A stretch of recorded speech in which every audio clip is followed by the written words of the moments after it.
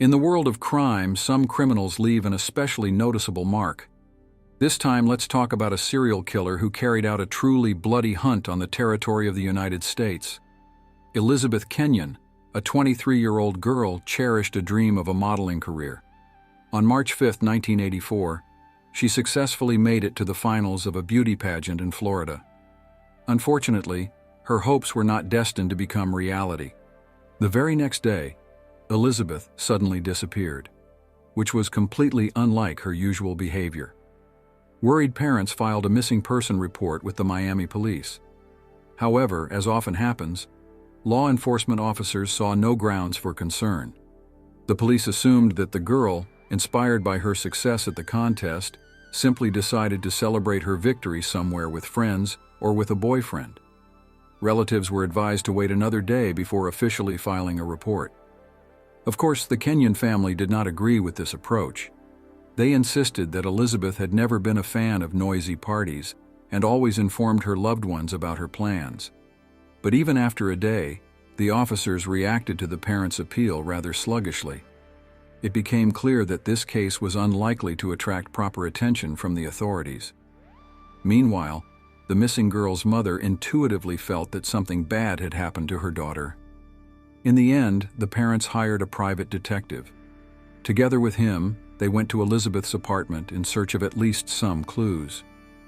After examining the apartment, they noticed the girl's address book and photo album. There were several pictures of Elizabeth's friends, as well as a short note about a photo shoot scheduled for the day of her disappearance.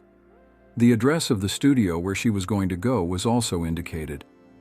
By questioning the concierge, the detective confirmed that the missing girl was indeed seen that day in the company of some man. Soon the detective managed to find out that Elizabeth had made an appointment with 38-year-old Christopher Wilder, whom she had been dating for some time. Wilder had even proposed to her, but the girl rejected the offer, citing the too big 15-year age difference. 6 days after the disappearance, on March 11th, the detective called Christopher and asked him a few questions about Elizabeth. He confirmed that he had indeed photographed her, after which she left, and since then he had no idea about her whereabouts. The detective arranged a personal meeting with the photographer. During a casual conversation, Christopher showed him his work. However, no significant clues were found. The only thing that caught the attention of the experienced detective was one candid photo of Elizabeth, in which the girl looked scared. Wilder continued to insist that they had a short photo session that day, after which Elizabeth left with some man unknown to him.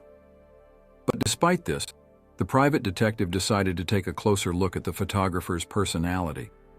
It turned out that Christopher Wilder was born on March 13, 1945 in Sydney, Australia, to an Australian woman and a U.S. Navy officer. He was the eldest of the couple's 4 sons. Fate immediately began to test the boy's strength. At birth, he nearly died, and at the age of 2, a miracle saved him when he was drowning in a pool. But the troubles did not end there. On January 4, 1963, 17-year-old Christopher, along with 2 friends, visited a quarry. There, in the company of his buddies, the young man raped a 13-year-old girl. Despite the fact that all 3 denied their guilt, Wilder was sentenced to probation. Later, he claimed that as part of his rehabilitation, he underwent electroshock therapy. Analyzing his subsequent actions, some experts suggested that such a traumatic experience could only worsen his condition and fuel the sadistic inclinations that manifested later. However, no evidence of the use of such methods was ever found. It is quite possible that Wilder himself made up the story about shock therapy for self-justification. One journalist also questioned the veracity of the story about the pool incident, as Christopher's parents never confirmed it. It seems he tried in this way to arouse sympathy for his own person. Christopher Wilder got married in 1968, but his marriage was short-lived. His wife left him just a week after the wedding when he was detained on suspicion of a series of sexual harassment incidents on Manly Beach in Australia. After the divorce, Chris's ex-wife went to the police. According to her, from the very first days of their married life, her former husband tried to seduce her mother and another relative. By chance, she came across photographs of girls in lingerie in Christopher's work briefcase. Similar pictures were also kept in his car. It seemed he had some kind of obsessive mania about women. In addition, his wife suspected that Wilder had twice tried to strangle her during intimate relations. In November 1969, Christopher, threatening to make public nude photos, forced a young nursing student from Australia to have. The girl complained to law enforcement, but later refused to testify in court, fearing revenge from the photographer. Already then, according to her, he behaved inadequately. Shortly after these events, Christopher Wilder emigrated to the United States. The resourceful Australian got into the real estate business and achieved remarkable success in this field, accumulating considerable wealth. He purchased a luxurious mansion on the coast in Boynton Beach near Miami, a Porsche 911 car, and his own boat. Chris became passionate about car racing and even participated in the Miami Grand Prix. In general, he led the life of a wealthy man, often vacationing in Hawaii and the Bahamas. During this period, his passion for photography reached its apogee. The man acquired expensive photo equipment to make the shots flawless. In his estate, Christopher even set up a photo lab where he could indulge in creative pursuits. However, in parallel, he was seized by a completely different desire, far from art. From 1971 to 1975, Wilder repeatedly figured in investigations of sexual crimes. Once he lured a young woman into his pickup truck, allegedly for a photo shoot for a modeling agency. Of course, this was just a lie. The girl suffered a brutal. However, despite numerous statements from victims, Christopher always managed to avoid punishment for his crimes. In 1977, he worked with a psychiatrist who concluded that the patient was mentally ill, with inclinations towards sexual violence. According to the doctor, the Australian posed an obvious danger and had to be under the constant supervision of physicians, as well as undergo a specialized rehabilitation program. The expert noted that Chris showed an obsessive desire to dominate women, humiliate them to the level of slaves, cause them pain, and mutilate them. But even the specialist's conclusion had no impact on the decision of the jury, who acquitted the suspect. On April 13, 1980, Wilder tried to kidnap 17-year-old Carla Hendry in the city of Beverly, Massachusetts. Fortunately, the girl managed to escape from the criminal. Information about the kidnapper's car was made public, but to no avail. Only in 1982, when Christopher visited his parents in Australia, he was accused of a sexual crime against two 15-year-old girls in Manly. He lured them to a deserted place and forced them to pose naked. Fortunately, the girls did not suffer serious injuries and were able to identify the offender. Christopher was arrested, but his parents posted bail for him. The suspect was even allowed to return to Florida pending trial, which was scheduled for April 1984. During the investigation, detectives managed to establish that 5 days before Elizabeth's disappearance, another girl went missing, 20-year-old Rosario Gonzalez. This happened during the Miami Grand Prix. Christopher, who was an avid racing fan, had photographs of Rosario. He was personally present at the race where the girl disappeared and even took 17th place, winning a $400 prize. Rosario worked as a model for a marketing company involved in this event, handing out promotional flyers and souvenirs. The girl vanished immediately after the race ended. As it later turned out, she agreed to a photo shoot with Christopher, who then drove away in his Porsche. These coincidences seemed non-accidental and suggested that it was Chris who was involved in the disappearance of both girls. On March 12th, Elizabeth's parents sought help from a special FBI agent from the Homicide Investigation Department at the Miami office. But at that moment, the special services did not show much interest in this case. Therefore, the private detective hired by the missing girl's family provided information to the Miami newspaper.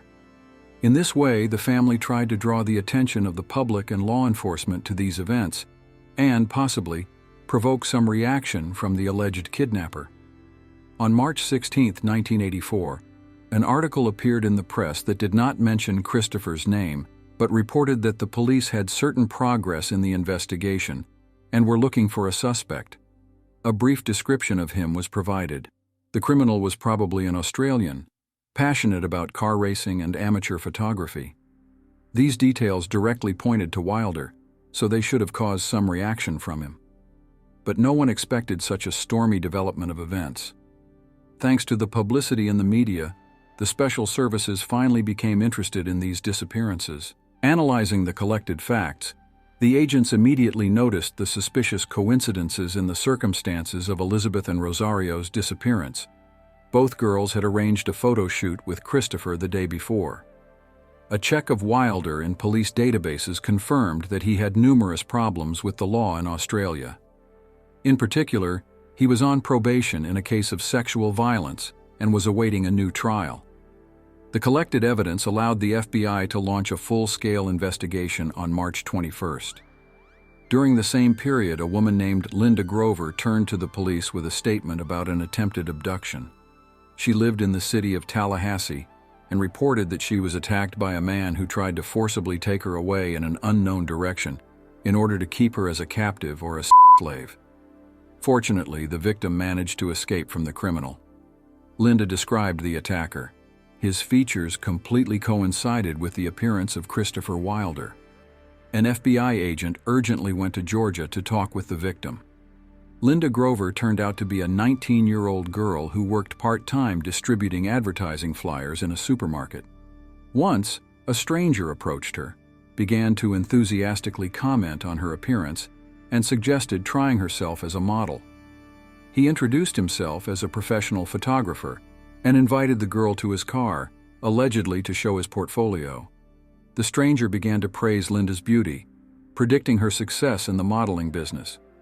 He assured her that with his help, she could easily sign contracts with leading fashion magazines like Vogue. But Linda declined this offer and walked away. However, the man continued to follow her, driving alongside in his car. He persuaded the girl to go to the park for a couple of trial shots, promising to pay $25. Linda refused again and hid in the store. But when she came out, Christopher was already waiting for her. Despite his attractive appearance, something sinister emanated from this guy, so the girl became alarmed. She furtively looked around in search of someone who could come to her aid and frantically pondered what to do next. But there was no one around. Christopher did not let up, convincing her to agree to the shoot. He opened the car door and began to show glossy magazines. All this was happening in broad daylight in a public place. For a moment, Linda lost her vigilance, and at that instant, the criminal stunned her with a blow to the head. The girl lost consciousness. When Linda Grover came to her senses, she found herself completely immobilized. She was lying on the back seat of the car and burst into tears of despair. This infuriated her abductor. He abruptly braked, taped the girl's mouth shut, and shoved her into the trunk. Soon they found themselves in some motel. The criminal threatened to kill Linda at the slightest attempt to escape. While the captive lay immobilized in a sleeping bag, Christopher glued her eyelids shut with superglue and then tied her tightly with ropes. After that, he tortured and raped his victim for several hours. As soon as the girl began to resist, the kidnapper used a stun gun. Wilder's cruelty knew no bounds, so Linda had no doubt about her inevitable death. But once, when the sadist was distracted for a moment, she managed to free herself from the bonds and hide in the bathroom. There, the girl began to bang on the wall with all her might and call for help. A commotion arose, and the criminal, fearing exposure, hastily fled. When an FBI agent showed Linda a photo of Christopher, she shuddered, and without a shadow of a doubt, recognized him as her tormentor. Subsequently, Grover became a key witness in the case. However, the girl was able to recover from the shock experienced only after a few years. At the age of 35, she defended her dissertation and repeatedly shared with the media the story of her amazing salvation. In 1984, immediately after her release, Linda did not even realize how lucky she was. Despite the fear she experienced, the girl burned with determination to put the criminal behind bars for a long term as soon as possible. Unfortunately, the investigation was progressing too slowly. A week later, the witness was forced to leave the state for fear for her own life. At this stage, it became clear that the police were dealing with an extremely dangerous and cruel man who had many crimes on his record. Linda was secretly taken out of the city under the supervision of an FBI agent and hidden in a safe place, without disclosing her new address. To bring charges against Wilder for the abduction of Rosario Gonzalez and Elizabeth Kenyon, strong evidence was needed. Law enforcement officers obtained warrants to search the suspect's home and arrest him. Together with FBI agents, the police broke into Christopher's home, prying the door open. But unfortunately, the dwelling turned out to be empty. The owner had fled a few days before the visit of the special services. He was significantly ahead of his pursuers. A desperate hunt for the fugitive began. The operatives hoped to find at least some clues in Wilder's house about his possible whereabouts. Given the perverse cruelty with which Christopher had tortured Linda, the experts assumed that the other two missing girls were already dead, and Grover had become the new prey of the insatiable predator. The FBI conducted an extremely thorough search, but it seemed as if the criminal had wiped everything clean in advance. Not a single fingerprint, not a single hint. Questioning Wilder's neighbors, the investigators learned that he had disappeared immediately after his latest victim miraculously escaped from the motel. It seems the sadist realized that the police were already on his trail and could visit his home at any moment. The agents also checked the suspect's bank accounts, as he had considerable wealth in real estate. Due to the slowness of the data processing systems of that time, information about financial transactions came with a noticeable delay. Unfortunately, Chris was always one step ahead of his pursuers. On March 21st in Canaveral Groves, Florida, the body of a young woman was found.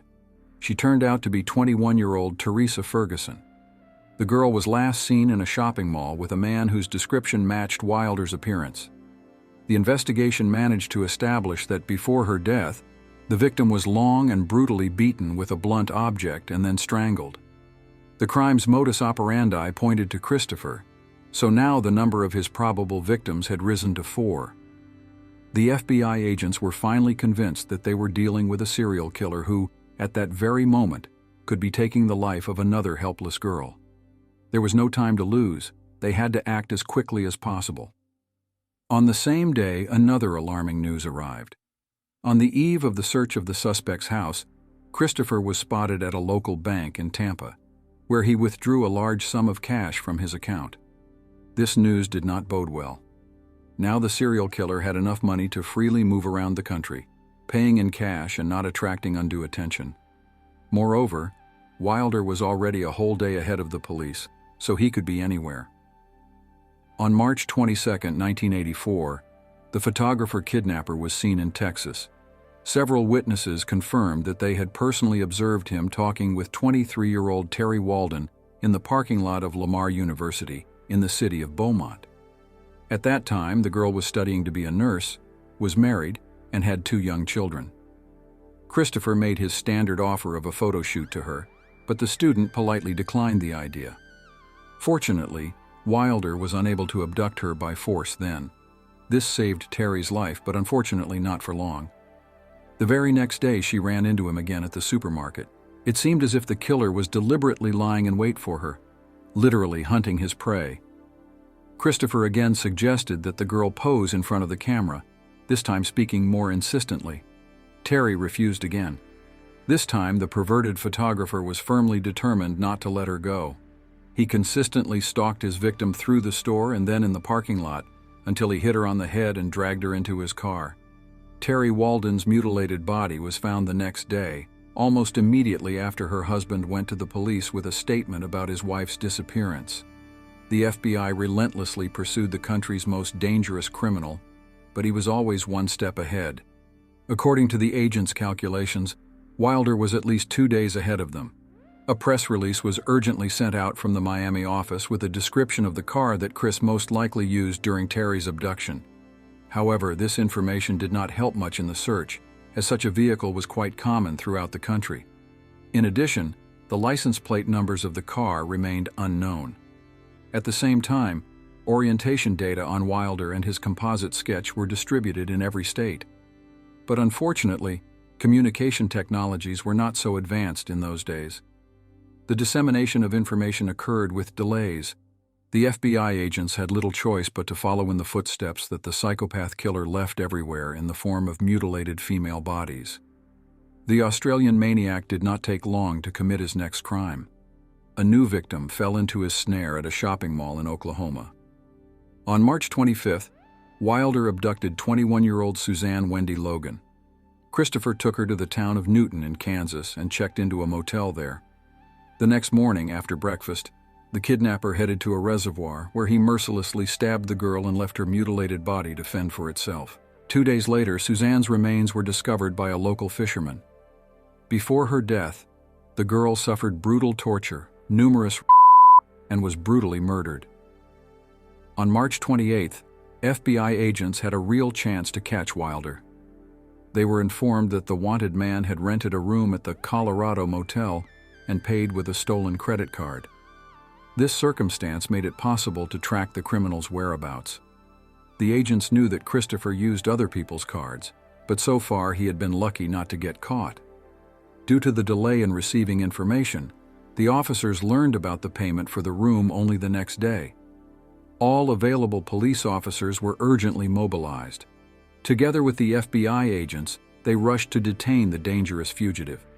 But unfortunately, when the special squad arrived, Wilder was long gone. The only thing they managed to achieve was to reduce the gap with the criminal to about 24 hours. But even that was not enough. The searchers had no idea where to head next. Next time, Christopher was spotted at a shopping mall in Grand Junction, Colorado. There he was in contact with an 18-year-old girl named Cheryl Bonaventura. They were seen together by visitors to a snack bar. They told the staff that they were heading to Las Vegas. But around March 31st, somewhere near the Kanab River in Utah, Wilder brutally shot Cheryl. Her mutilated body was found only on May 3rd. After this episode, law enforcement officers noted a clear pattern. The serial killer mostly hunted for victims in shopping malls and supermarkets. To gain the trust of the girls, Christopher appeared in public in an elegant suit, with neatly trimmed mustache and beard, and had business cards with him. A massive ring on the little finger of his left hand, a gold Rolex watch on his wrist, and a Pentax camera hanging from his shoulder completed the image of a successful and self-confident professional. Wilder gave the impression of a charming and persuasive photographer who was looking for beautiful girls for a modeling career and promised them all kinds of assistance. All this entourage lulled the vigilance of future victims. Security services and administrations of all shopping malls and supermarkets in the United States received urgent warnings, photographs, and detailed descriptions of the serial killer. But despite this, the maniac continued to travel freely around the country in search of new victims. The next was 17-year-old Michelle Korfman, abducted from a shopping mall in Las Vegas. Wilder came there for an event dedicated to photographic art and immediately set his sights on young Michelle. He offered her the first experience of a professional model photo shoot. The FBI learned about this incident on April 1st and immediately rushed to the shopping center. All photographic materials were seized from the event participants. In the pictures, they managed to recognize Michelle next to Christopher. Several frames captured how he chose a victim and secretly followed the girl. When Michelle Korfman's body was found on May 11th, among all the previous victims, it turned out to be one of the most mutilated. The tortured the defenseless girl for a long time, tying her up. He glued Michelle's mouth and eyelids with superglue, her multiple times, and even inflicted numerous knife wounds on her. Deep cuts reached 3 centimeters in length, which was not enough to kill the victim immediately, but caused excruciating pain. After this brutal crime, Christopher Wilder was included in the list of the 10 most wanted criminals in the United States. The nationwide hunt for the monster continued. 16-year-old Tina Resico from California came to a local mall in search of a summer job. The girl dreamed of saving up enough money during this time to buy a new car by the beginning of the new school year to replace the old one given to her by her father. Christopher noticed her at the mall. He complimented Tina's appearance and offered her to earn $100 by posing for a photo shoot. The schoolgirl agreed. After that, they went together to the nearest park, where Tina willingly posed in front of the camera, hoping to receive her first fee. But suddenly, Wilder took out a .357 Magnum pistol and ordered the girl to get into the car. The young hostage had no choice but to obey the armed maniac. The criminal took Tina to a motel in San Diego. It was there that the unfortunate girl found herself in real hell. The sadist again began to torture his victim. He cut her with a knife, shocked her, brutally raped her, and so for hours in an endless alternation of bullying. When it became known about the disappearance of Tina Resico, the FBI press service prepared a special bulletin. A press conference was held dedicated to this. Thus, Christopher Wilder found himself at the top of the list of the country's most wanted criminals. By that time, he had already taken the lives of at least 6 young women. Tina became the 7th victim. The topic of this serial killer did not leave the TV screens, newspaper pages, and radio airwaves. FBI agents hoped that the nationwide publicity would help speed up the capture of the monster. One of the largest search operations in U.S. history began. Tina Resico's body had not yet been found. There was a tiny hope that the 16-year-old girl might still be alive, but in reality, she had to go through new circles of hell. On the 6th day of captivity, Christopher promised Tina that he would release her if she helped lure his next prey into a trap. The captive, exhausted by torture, was ready for anything for the sake of salvation. Meanwhile, Wilder had already targeted his next victim. He forced Tina to pretend that she was looking for a job so that the new target, 16-year-old Dawnette Wilt, would agree to get into his car. The unsuspecting schoolgirl was walking around supermarkets, handing out advertising flyers as a part-time job. The plan using the bait worked. Several witnesses saw an unknown man drive away from one of the Indianapolis malls with 2 girls at once. The kidnapper's features completely coincided with the description of Christopher Wilder, whose face was already known to the whole country at that moment. But contrary to his promise, the sadist did not let Tina go, but instead forced her to watch as he tortured Dawnette. This nightmare lasted for 2 days. The girls were still alive. On April 12, 1984, the captive and her tormentor saw a news report in which Tina's mother tearfully begged the kidnapper not to kill her daughter. At that moment, the criminal panicked. Such attacks were happening to him more and more often. Wilder hastily took both hostages out of the motel. And then in the forest, he tried to finish off Dawnette. The girl, exhausted by days of torture, despaired and begged to be shot. Instead, the sadist twice plunged a knife into her body. From blood loss, combined with the sleeping pills that the kidnapper constantly pumped into the captives, Dawnette lost consciousness. Deciding that the girl was dead, Wilder left her and drove away. By some miracle, the wounded girl managed to survive this hell and regain consciousness. Dawnette even managed to gather her last strength and get to the nearest road, where she was picked up by a random motorist who provided assistance. Later, Christopher returned to the place to make sure his victim was dead, but Dawnette was no longer there, and this further fueled the maniac killer's panicky fear. Thanks to the testimony of Dawnette Wilt, who was lucky enough to survive, the FBI agents learned that the suspect was heading for the Canadian border. It soon became clear that the fugitive was moving in a car stolen from Terry Walden. This car was soon found abandoned, but the criminal managed to slip out of the hands of justice again. Next time, Wilder was spotted at a shopping mall in the city of Victor, New York. There he managed to lure another victim into a trap, 33-year-old Beth Dodge. The maniac intended to take possession of her golden Pontiac Firebird. In this scheme, the serial killer again used Tina as bait. The young hostage was with her tormentor the whole time. He took Beth to the forest using Tina's help, and then took the woman's life with 2 shots. Unlike other victims, Dodge did not suffer torture or the killer was only interested in her vehicle.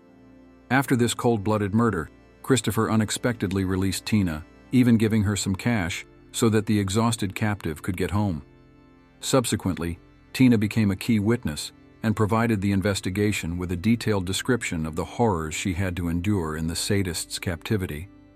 FBI agents found out that Wilder had friends in Canada whom he periodically visited even before the start of his crimes. The special services were intuitively convinced that the psychopath was heading straight for them. Having taken possession of a new car, the criminal significantly increased his lead over his pursuers. Everything indicated that Christopher was already on his way to the Canadian border. It was decided to use all available police forces, strengthen border control, and urgently inform the Canadian Special Services about the dangerous fugitive. On April 13th, the suspect was spotted at a service station in Colebrook, Connecticut. Christopher lingered there, asking the staff about the quickest way to Canada. At that moment, he was recognized by two patrol police officers. They were well aware of the wanted circulars for the dangerous criminal. The cops carefully approached to take a look at the fugitive, but Wilder noticed this and rushed to his car for a weapon. One of the officers managed to grab the serial killer from behind. A fight ensued, during which 2 shots rang out. The first bullet hit Christopher, passed through, and wounded the policeman. The second hit Wilder in the chest and proved fatal. Thus, he inadvertently shot himself. The wounded law enforcement officer survived, although he received a severe injury. He had a long recovery period ahead of him, but eventually the brave cop returned to duty. He became a real hero, neutralizing a dangerous maniac who could have taken the lives of many more women. During a search of Wilder's car, law enforcement officers found a copy of John Fowles's book, The Collector.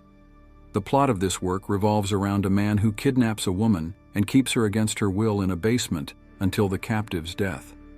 It is assumed that the image of the novel's protagonist became a kind of ideal for Christopher, which he aspired to in real life.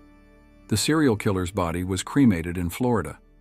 After his death, property worth over $7 million remained.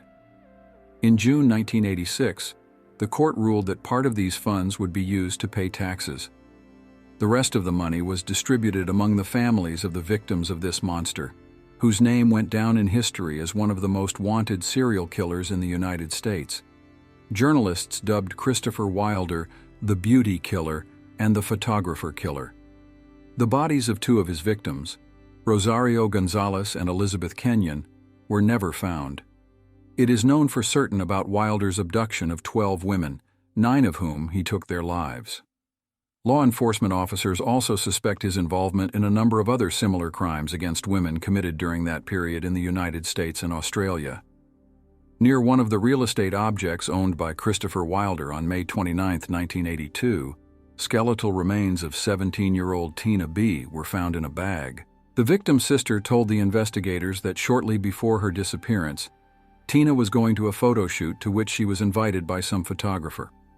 20-year-old Sherry Linball, who was taking her first steps in the modeling business, disappeared without a trace on June 27, 1983, from the city of Boca Raton, Florida.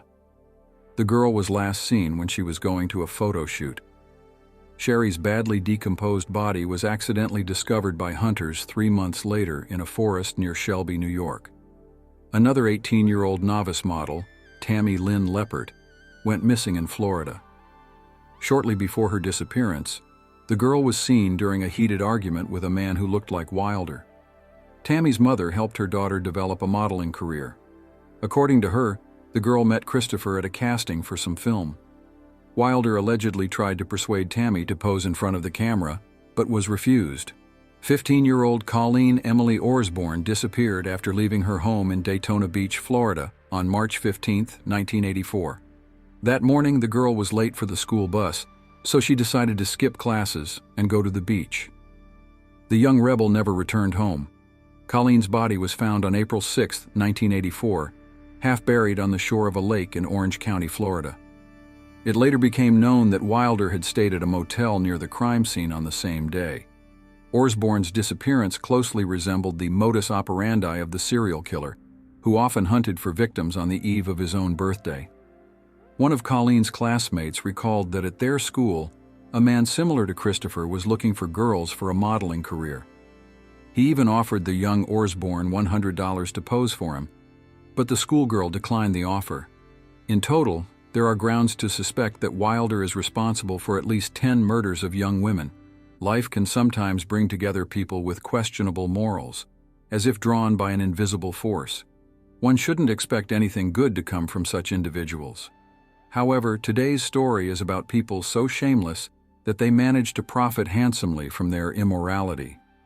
The main character of this tale, Amy Fisher, was born on August 21, 1974, in Merrick, New York, USA. She was the only child in the family. Her parents got married when her mother was 21 and her father was already 38. It was his third marriage. On the surface, the couple seemed like an ordinary family, and after some time they had a baby girl. Amy grew up to be a slightly shy and modest girl, although many found her to be a little rascal. However, this trait wasn't too pronounced and rather complemented her childish image. The Fisher family was quite well off, so from an early age their only daughter never wanted for anything. However, the child always felt a certain loneliness. Although Amy's parents doted on her, they worked a lot and spent little time with her. As a result, the girl grew close to her grandmother and aunt. Amy's father was a stern and harsh man. He could punish both his wife and daughter for any transgression.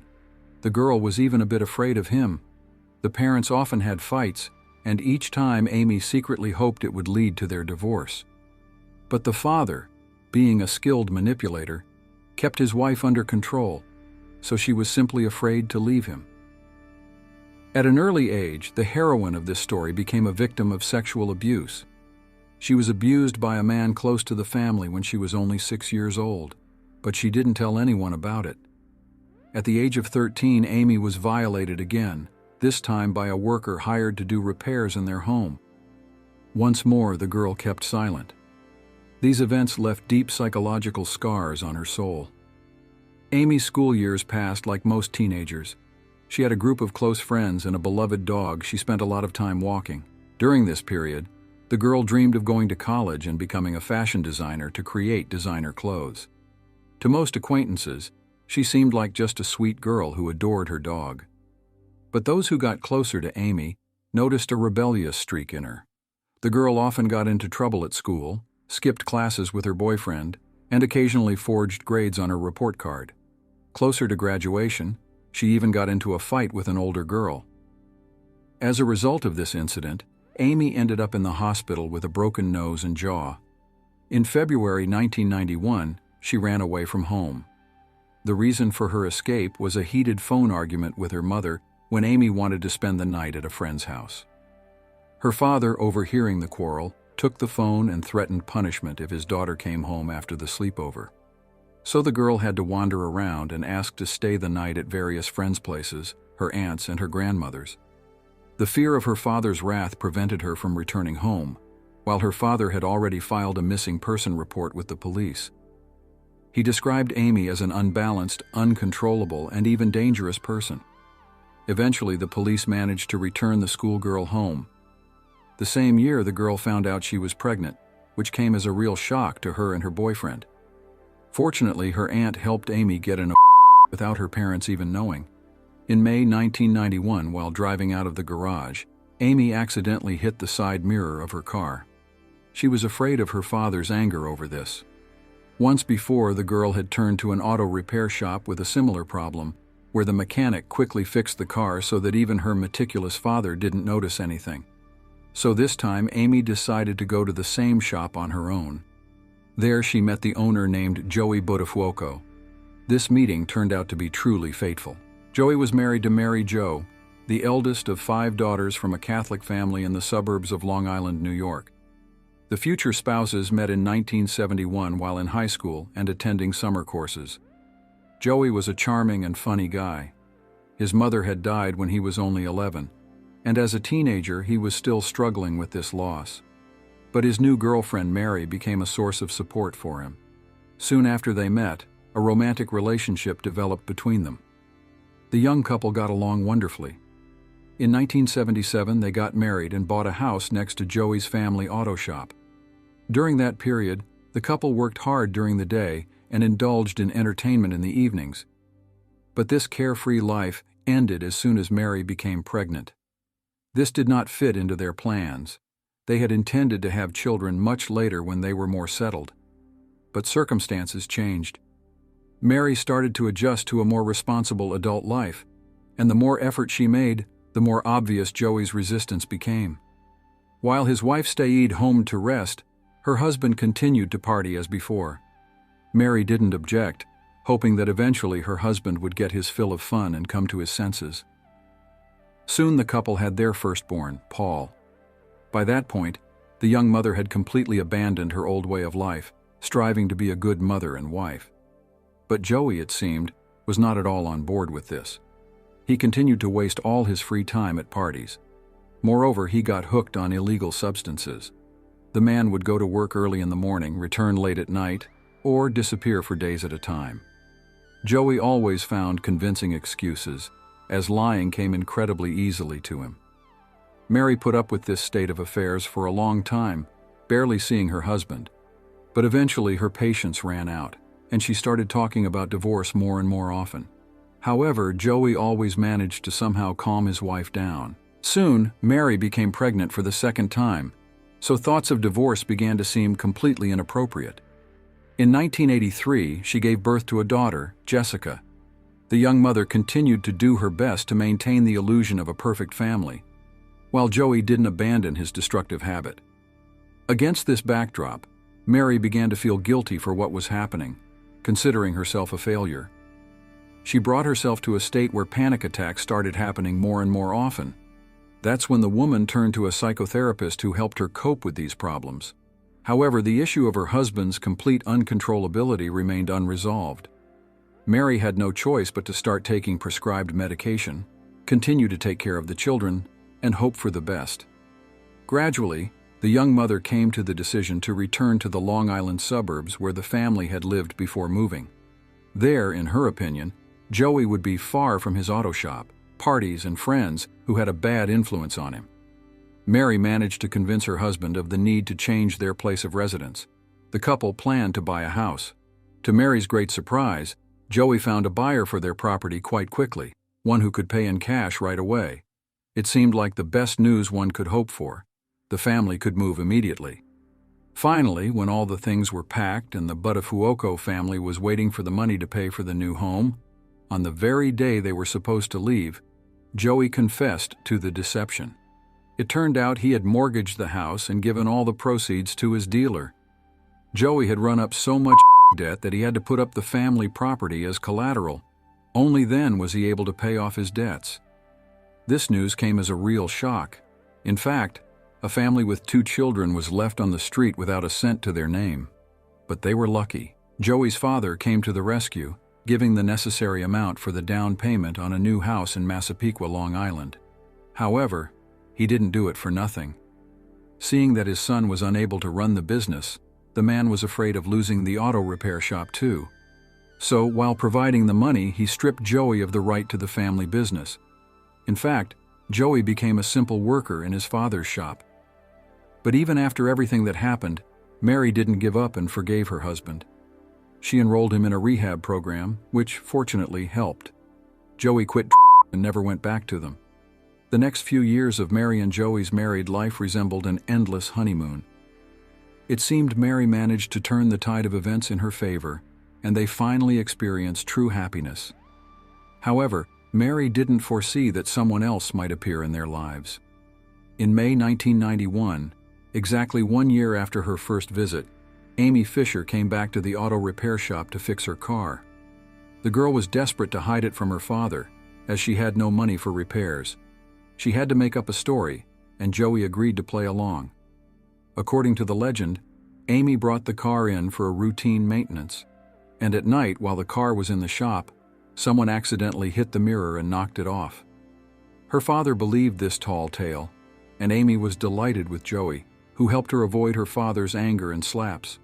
From then on, the girl's car became a regular customer at the auto repair shop, stopping by for the smallest repairs. Probably, Amy deliberately made minor damage to the body to see Joey more often. Of course, she was too young for him. The age difference was almost 20 years. But this didn't bother the girl at all, and she openly flirted with the mechanic. On July 2nd, Amy came to the auto shop again, this time to install an audio system. The job required leaving the car for a few hours. The girl's father couldn't pick her up, so Joey turned to his own father, but he was busy too. In the end, Joey himself offered to give Amy a ride home, and she gladly agreed. When they pulled up to the house, the man asked for a tour, which Amy also agreed to. It was there, in her parents' home, that intimacy first happened between them. From then on, the girl began to consider Joey her boyfriend. That same evening, the lovers met again, Despite the fact that Amy was only 16 and Joey was 35, they went to a motel. Their affair lasted a whole year. The girl constantly visited the auto repair shop. The couple met at the motel and at Amy's home. Joey seemed sweet and attentive. He clearly pressed on the sore points, knowing about the girl's difficult relationship with her father and feeling how vulnerable she was. The man bought expensive gifts for his young chosen one, took her to restaurants, gave her rides on his boat. Of course, Amy was delighted and fell head over heels in love. The age difference didn't bother her at all. On August 21, 1991, the girl turned 17. A month after her birthday, she came to Joey and said she needed money. By then he had already lost his management position at the shop, so he couldn't allocate the required amount. Instead, Joey made an unusual proposal. He thought Amy could make good money by selling her body. The girl agreed and started working as a call girl. Later in her confessions, Amy said that Joey loved to hear the details of her meetings with clients. At the same time, their own intimate relationship didn't stop. It was a sick relationship between two abnormal people that couldn't end well. Shortly before the tragic events, at Joey's insistence, Amy broke off relations with her aunt, almost the only person in the family who supported her. The girl was left completely without support from her family. Against the backdrop of these events, Amy asked her lover to leave his wife, but Joey didn't try to make up excuses and bluntly said he wouldn't do it. Although he led a dissolute lifestyle, it turned out that he actually loved Mary and the children very much and would not leave the family under any circumstances. This rejection came as a real shock to Amy. She decided to stop all meetings with Joey. But the young lover couldn't cope with her feelings, and sometime after the breakup, she even tried to take her own life. Realizing the depth of her attachment, the girl resumed the relationship with the married man. Around the same time, Joey began complaining more and more about the alleged complete breakdown of his marriage. He claimed that he no longer had the same strong feelings for his wife, and even confessed to Amy that he sometimes wished Mary was dead. The man stated that he had caught his wife cheating multiple times, that she had become simply unbearable and was turning his life into hell.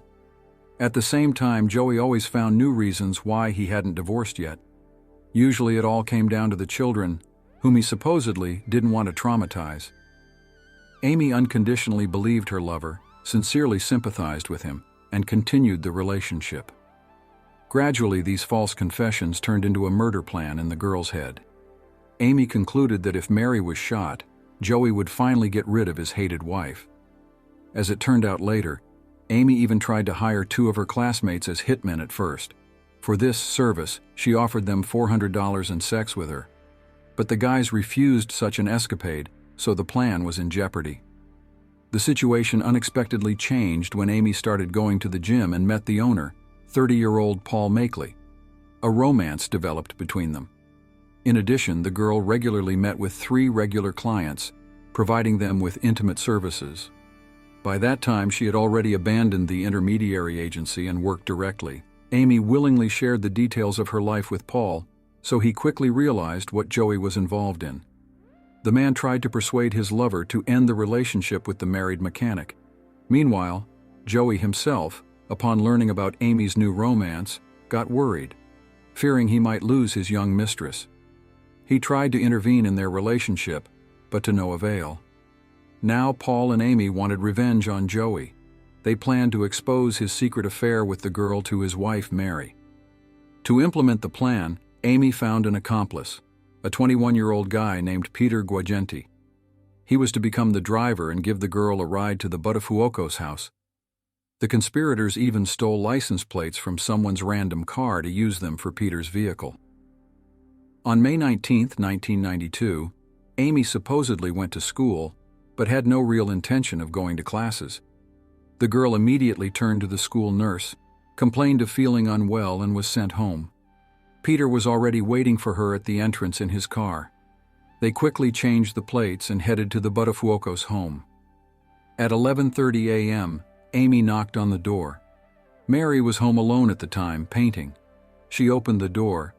The stranger asked to come out on the porch, saying she had an important conversation. Introducing herself under a fake name, the girl claimed that Joey was having an affair with her 14-year-old sister. But Mary didn't believe a single word. She was firmly convinced that her husband had given up his womanizing and became an exemplary family man. The hostess's mistrust greatly irritated and angered Amy. Then the young Avenger showed a t-shirt with the logo of the auto repair shop where Joey worked. But even this didn't shake Mary's confidence. She coldly replied to the schoolgirl that she couldn't prove anything with just a print on her clothes. A fierce argument broke out between the women. For 15 minutes, Amy tried every way to convince her interlocutor of Joey's marital infidelity. The schoolgirl squirmed as best she could, hiding her real place of residence, age, and the nature of her relationship with the mechanic.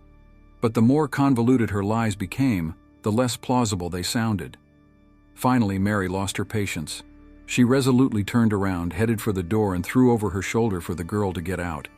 The hostess clearly didn't believe a single word she heard, and wasn't going to waste any more time on idle talk. Mary's brazen attitude finally infuriated Amy.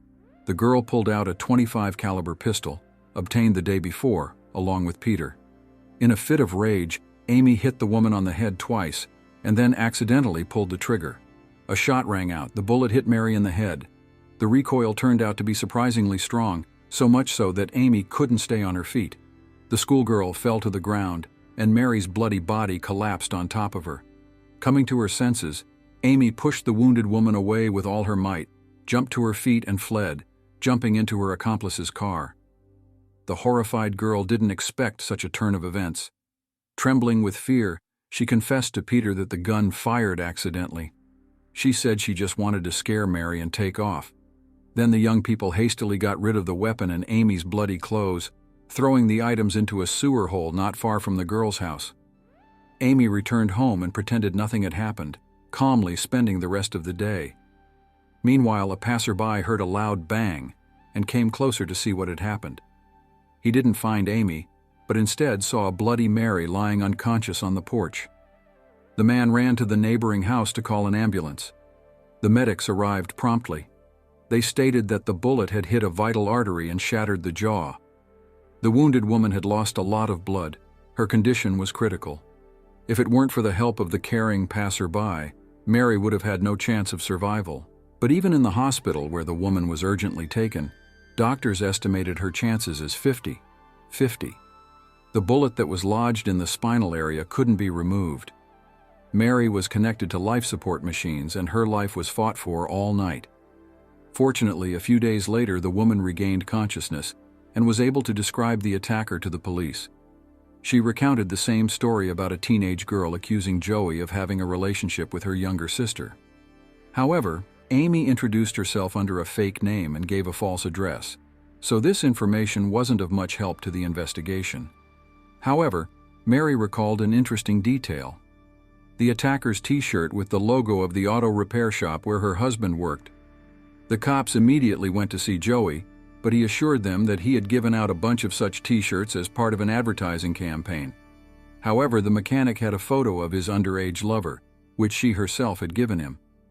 Suspecting that Amy might be involved in the attack, Joey handed the photo over to the police. Mary recognized the girl in the photo as her assailant. In fact, the lover himself turned Amy in. Just 2 days after the incident, on May 21st, the girl was detained right on the street near her house. What followed was a 12-hour interrogation, and without the presence of Amy's parents or lawyer, which, given the suspect's minor status, was a direct violation of the law. The detained girl's mother and father didn't even know what had happened. When they returned home in the evening and didn't find their daughter, they simply thought Amy had run away again, so they weren't too worried about her absence at night. The police, for some reason, didn't inform the parents that their child was in custody and suspected of attempted murder.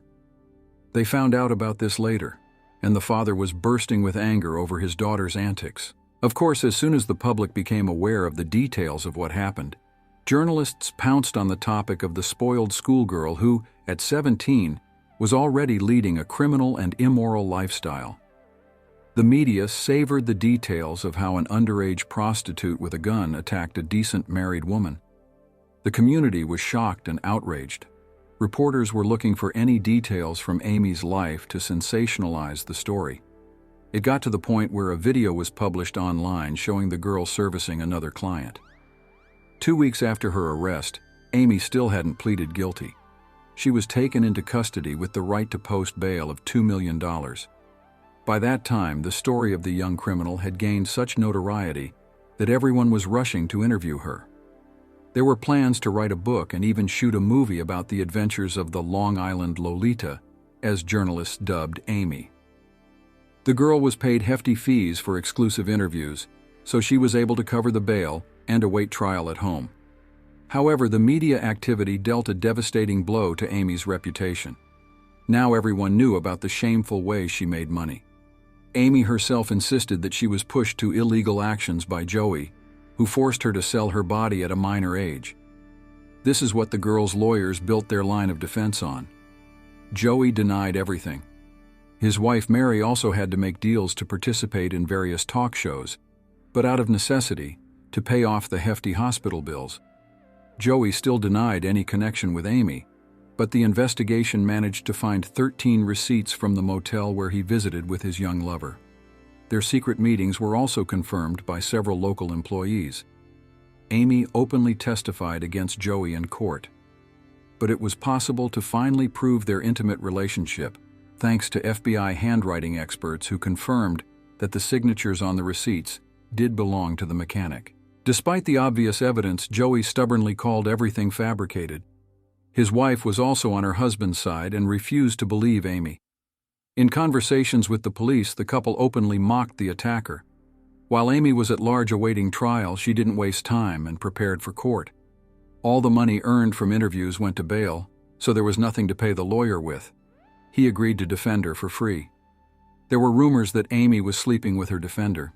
He clearly had feelings for her, because he even sent poems and love letters to his underage client. However, Amy's charms wouldn't have been enough to avoid a guilty verdict. On the lawyer's advice, the girl agreed to a plea deal with the prosecution. Given the presence of a weapon and motive, it was nearly impossible to prove the accidental nature of the shot and get an acquittal. On September 23, 1992, Amy, who had turned 18 by then, officially pleaded guilty to attempted murder in the first degree. She insisted that she did it in a fit of rage, wanting to take revenge on Joey. But the wife refused to listen to her, so when the woman turned away, Amy hit her on the head with the gun twice, and then, allegedly, the weapon accidentally fired, and the bullet hit Mary in the head. Amy claimed that she had no intention of killing, that it was just an unfortunate coincidence that she regretted.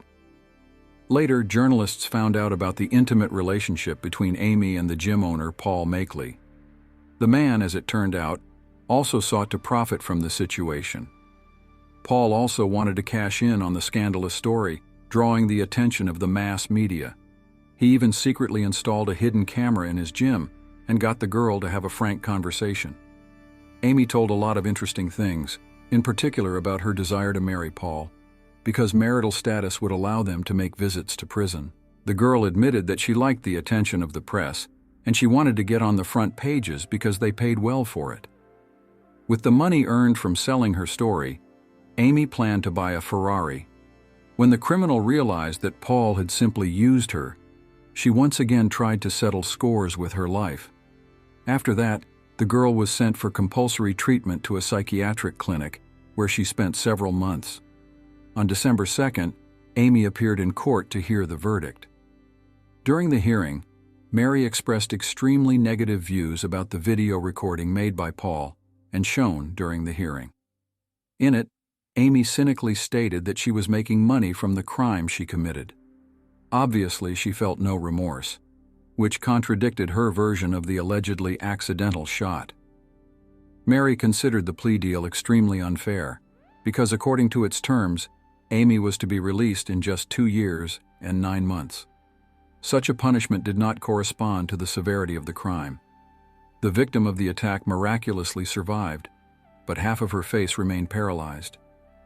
Because of the bullet lodged near her spine, Mary lost hearing in her right ear. The woman was tormented by constant pain. She had problems with her vision. But the most terrifying thing, according to the doctors, was that even a slight displacement of the bullet could lead to complete paralysis or death. When the defendant was given the last word, she asked for forgiveness while blaming everything on Joey. Amy insisted that her lover knew about her intention to shoot his wife from the very beginning and encouraged her in every possible way. The girl tried to shift the blame onto Joey, although there was no evidence of his involvement in the assassination attempt. In fact, this way Amy herself admitted that she had planned the murder, and therefore the shot was by no means accidental. Several witnesses confirmed that Amy had asked them to shoot Mary. It turns out that the girl had wished for her rival's death from the beginning and hated her lover's wife. The examination showed that the weapon was completely serviceable and could not have fired by accident, especially considering the trajectory of the bullet and the traces of blows on the victim's head. Amy and her accomplice Peter's thorough preparation for the visit to the Botafogo's house also raised suspicions. Why steal someone else's license plates and get a gun? Everything pointed to a premeditated assassination attempt. During the trial, Mary read a letter from her 9-year-old daughter. The girl begged to keep Amy behind bars for as long as possible, so that she could never hurt her mother again. These childish words dealt a crushing blow to Amy. The hope of getting no more than 2 years and 9 months in prison was shattered to smithereens. Amy Fisher was forced to plead guilty to first-degree assault under aggravating circumstances. The court sentenced her to 15 years in prison with the right to parole after 5 years. The judge described Amy's behavior as that of a wild animal chasing its prey, driven by lust and passion. Peter Guagenti, the 21-year-old guy who drove Amy to the Botafogo's house, was also arrested and charged with complicity. He was sentenced to 6 months in prison. At the same time, the prosecutor stated that law enforcement officials had no intention of bringing charges against Joey, since Amy's words lacked credibility. From then on, the mechanic set about whitewashing his reputation, tarnished by the media. He energetically took up the matter. Together with his wife, he visited several talk shows where he assured everyone of his innocence, and then the couple arranged a kind of press tour, giving interviews on various channels throughout the country. During this period, the prosecutor's office began to receive massive calls from outraged citizens who believed that Joey should also appear before the court as an accomplice to the crime. A few months later, even employees of the family auto repair shop spoke out against him, who personally heard Joey boasting about his relationship with a 16-year-old schoolgirl. Law enforcement officials could no longer ignore such testimony. In April 1993, Joey was arrested and charged with corrupting a minor and endangering the welfare of a child. The man made a deal with the investigation and pleaded guilty. According to the agreement, he was to spend only 6 months behind bars and pay a fine of $5,000. Joey himself made a pretty penny from this whole story, so he appeared for sentencing in full dress, in fancy clothes and a luxury car. Many got the impression that he had arrived at the Oscars. The defendant was surrounded by a crowd of supporters chanting his name. In his speech, Joey stated that he had become a victim of unjust persecution because of his affair with an underage schoolgirl who had clouded his mind. The man complained that he had to sacrifice 6 months of freedom to put an end to this spectacle. After pleading guilty, Joey actually served only 4 months, after which he was released. But his problems with the law did not end there. In 1995, Joey was arrested again, this time for pimping in Los Angeles. He again claimed his innocence, saying that the incident was orchestrated by the police to get revenge on him. And since Joey was on probation at the time, he had to go back to jail for the remaining 75 days. Against the backdrop of these events, Mary fell into a deep depression. The woman became addicted to the painkillers she constantly took to dull the pain. When the family moved to Los Angeles, the former victim of the attack became addicted to alcohol. Later, Mary underwent a rehabilitation course and life began to improve. Amy served her sentence under harsh conditions. She complained of several instances of prison guards. The girl even secretly passed her underwear to her mother for examination. The tests confirmed that sexual acts had indeed taken place. But given Amy's reputation, no one could believe in her non-consensual participation. The prisoner asked to be transferred to another facility, but the prison administration rejected the request. In 1999, after 7 years behind bars, Amy was released on parole. At a meeting with the commission, the girl confessed through tears that the attack on her lover's wife was solely her initiative. Amy stated that she finally realized the full horror of what she had done, so she was released. After Amy's release, Mary caught her husband cheating many more times. The woman could no longer put up with his endless womanizing, and in 2003, after 26 years of marriage, the couple divorced. In the same period, Joey was arrested again, this time for attempted insurance fraud with his own car. It seemed that this man had learned nothing in his life. Joey tried his hand at acting, sought fame on television, but never achieved much success. Joey remarried and continues to lead an eccentric lifestyle. After the divorce, Mary underwent facial surgery that restored her ability to smile normally. In addition, the woman partially regained her hearing. All these years, she was incessantly supported by her children. In 2009, Mary published an autobiographical book in which she told the story of her life. For a long time, she felt only hatred for Amy, who burst into her life and nearly took it away by shooting her in the head. But in the process of rehabilitation, Mary realized that it was time to let go of the past and stop tormenting herself. So in the end, she found the strength to forgive Amy's crippled soul. In 2010, Mary remarried and moved to California. There, the woman became a grandmother and enjoys a quiet, measured life. After her release from prison, Amy went to Florida. There, she co-authored 2 books about her life, trying to regain popularity and earn money. The woman even made a fake video where she and Joey were supposedly back together. But the public had already lost interest in this story, so the plan to revive her fame failed. Amy began working as a webcam model and porn actress, often appearing on television in various talk shows, telling her story over and over again. Later, she married a former New York cop and gave birth to 3 children. But this marriage turned out to be short-lived, and in 2015 the couple divorced. The eldest son stayed with his father, and Amy, with the 2 youngest children, returned to Long Island, where she settled in her mother's house. For a while, the woman danced striptease in a bar, but soon abandoned this occupation. However, Amy continues to work as a webcam model to this day. Her ex-husband does not approve of this choice. He advises his ex-wife to buy a modest house somewhere in the wilderness where no one knows her, find a normal job, and lead a more respectable lifestyle. But Amy rejects this advice. Despite the fact that now she tries to be more careful in her webcam model activities so as not to harm her children, who are teased at school because of their mother's dubious past, the woman likes to live this way. To attract less media attention, Amy changed her name to Liz and turned the page on publicity. That's the terrible story. Even in the most peaceful corners of the world, there are always spawns of evil who know no mercy or compassion. It seems that the villain of today's story patiently waited for his time during the lockdown, because how else can one explain his horrific act committed on the very first morning after the easing of quarantine restrictions? Denmark is a country renowned for its extremely low crime rate. However, not so long ago, an incident occurred here that shocked not only the residents of this state, but also the entire international community.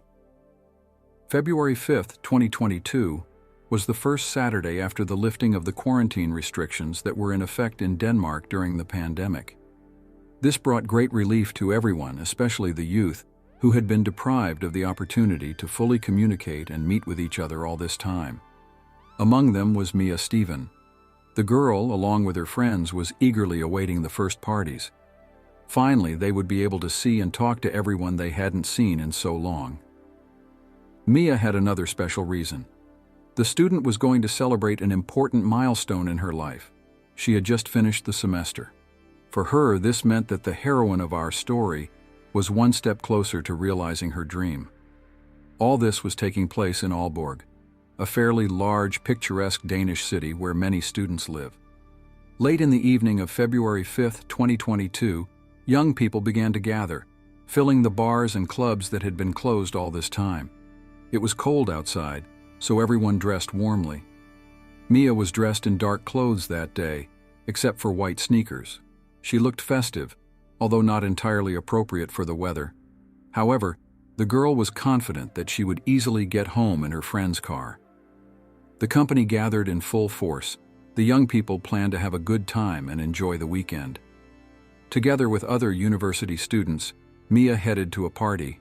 The company spent several hours there, and then began to move from one nightclub to another along the street of bars, until finally reaching a club. A friend who had been with Mia all evening noticed that the girl was tipsy, actively dancing, even with strangers, and he couldn't stop. She had drunk a lot and wanted to keep having fun, despite the fact that the club was about to close. Around 6 in the morning, it was time to disperse.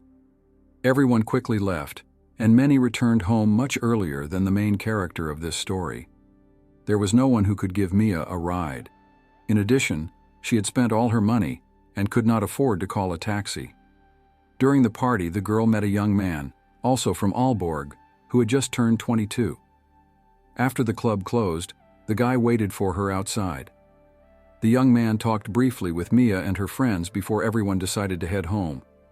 Mia planned to get home by bus and intended to contact her friends during the day. Several hours had passed since Mia said goodbye to her friends on the street. She should have been home by now, but she never showed up. This began to increasingly worry her loved ones. However, they did not immediately contact the police, because it was the first long-awaited party after the lockdown, and the girl could have just hung out somewhere. For example, she could have gone to visit friends or her boyfriend. However, when Mia's young man was called, he admitted that he had not seen her all day. Moreover, she was ignoring his attempts to contact her. Closer to lunchtime, Mia's mother called all her friends. Now the woman was truly panicking, because no one had seen the student since the very moment she left the club.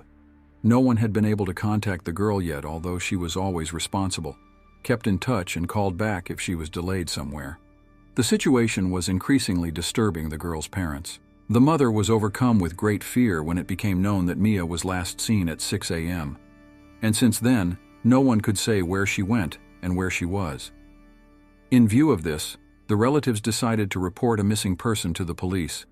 Despite the fact that it was a party and a tipsy girl, law enforcement officers fortunately immediately responded to the appeal and began the search. Unfortunately, there was no information that would help choose a direction for the investigation. The family of the missing student did not sit idly by either. The father drove around the area in a car. The mother and sister posted an appeal on social media, asking for help from anyone who had any information. Photographs and a description of Mia, including her clothing, were actively distributed. Given that such cases are extremely rare in Denmark, the entire local community rallied around the Stevn family. People actively shared posts and information, trying to spread it as widely as possible. At the same time, the police continued the investigation. The detectives took this statement with all seriousness, which gave hope for the fastest possible success in the search. Despite the low crime rate in Denmark, law enforcement officers considered what had happened as the worst-case scenario, and therefore acted as quickly as possible. Given the potential threats, the investigators immediately got to work. First of all, they sought to obtain information about the events, which was catastrophically lacking. To this end, all residents who were in the area of Mia's disappearance were asked to provide all possible materials. Particularly valuable were photographs and videos from mobile phones, on which the girl could have been captured during the party. Of course, the recordings from the surveillance cameras of all the nearest stores and establishments were also carefully viewed. The situation was complicated by the fact that it was a very crowded area, with many clubs and bars that were packed to capacity. It was not easy to find a specific person here. The police also talked to the guy who met Mia's company and was one of the last to talk to her. However, he had a confirmed alibi. He immediately left from there by taxi. Local residents willingly responded to the call for help, so about 400 calls were received by the department from citizens who wanted to show their records. Witnesses provided thousands of files made that night and morning during the parties nearby. In this way, law enforcement officers got hundreds of hours of video that needed to be carefully watched. The detectives took several days to complete the task. It seemed that the whole city had rallied in an attempt to help save Mia from unknown trouble. Relatives and friends feared that she could have simply frozen to death. However, this seemed unlikely. The girl was never found anywhere on the streets. After viewing the first videos provided, the detectives were not lucky enough to find anything suspicious, and the words of friends from the company were fully confirmed. Mia really left the club after closing around 6 a.m., talked a little with friends, and probably headed to the bus stop. At the same time, the investigation studied Mia's past, hoping that the girl's biography would help understand the situation and provide a direction for the investigation. Mia was a charming and cheerful girl. At the time of her disappearance, she had just turned 22. Her loved ones characterized the student as smart and energetic. She cherished the dream of helping people. Beginning in 2016, Mia was studying at the medical faculty of Aalborg University, the largest university in the country, and she was about to graduate soon. In addition, she was taking her first steps in the modeling business and had already managed to participate in several photo shoots. There was nothing unusual in the girl's biography that could have been a prerequisite for the tragedy. She had no ties to the criminal world, did not use prohibited substances, and did not suffer from mental disorders. There were also no suspicious persons among Mia's entourage. The meeting that fateful evening took place in the company of close people, although everyone noticed that the behavior of the story's heroine was somewhat atypical. She drank a lot of alcohol and even behaved a little loosely. She danced with numerous strangers. At the same time, she looked very attractive. Could this have provoked a potentially dangerous subject to attack, because he could have perceived Mia as easy prey? By February 8, 2022, more than a day had passed since the disappearance. During this period, law enforcement officers once again appealed to the public for help, urging all possible witnesses to provide any valuable information that would assist in the search for the missing person. Officers continued to carefully study footage from party recordings that were coming in a powerful stream. A lot of resources were spent on this. All the young people Mia encountered that evening, her friends and new acquaintances, ended up in the police department for questioning. The investigators did not consider them as suspects, but had to question them as witnesses. Later, all the girls' relatives visited the department. Unfortunately, this did not move the case from a dead point at all. However, on the night of the same day, the detectives noticed something unusual on the recording from one of the surveillance cameras. At 6:09 a.m. on February 6th, the story's heroine approached a bus stop located 300 meters from the club. She was probably waiting for a bus to get home. At this moment, a black car drove up to her. At first, the girl did not dare to get into it. After a short dialogue with the driver, she continued to wait for the bus, and the car drove away, but even an hour and a half later, the bus was still not there. At 7:35 a.m., the girl was still standing on the street. It was obvious that she could freeze because her clothes were not suitable for the weather conditions. Quite naturally, she had already completely lost hope of waiting for the bus and was at a loss, not knowing what to do next. It was at this moment that the same black car drove up to her again. She didn't even try to stop it. The driver slowed down on his own initiative. There was another short dialogue between them, after which Mia finally got into the car. When the girl's relatives learned about this incident, they called the situation absurd, since friends and loved ones knew Mia as a principled person who would never get into a car with a stranger and go with him. Apparently, having frozen badly, she desperately decided to make an exception. Probably the driver did not arouse her suspicions, was able to gain her trust and convince her. The police officers assumed that it could be someone from new acquaintances from the party or an illegal taxi driver.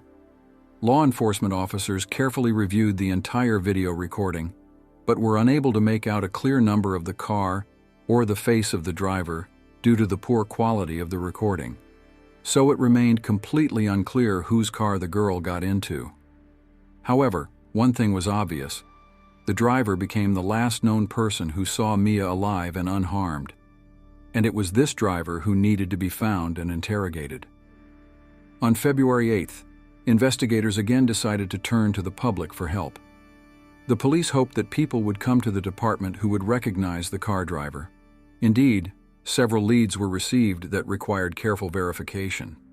In addition, the detectives talked to Mia's friends again to clarify the time intervals. The young people described in detail how the company began to disperse to their homes. This happened after a short conversation in the parking lot around 6:02 a.m. A friend who walked Mia to the stop described in detail the route she took. This yielded some results. The investigators managed to notice a few more surveillance cameras, in the lens of which the girl in the car that stopped next to her should have got caught.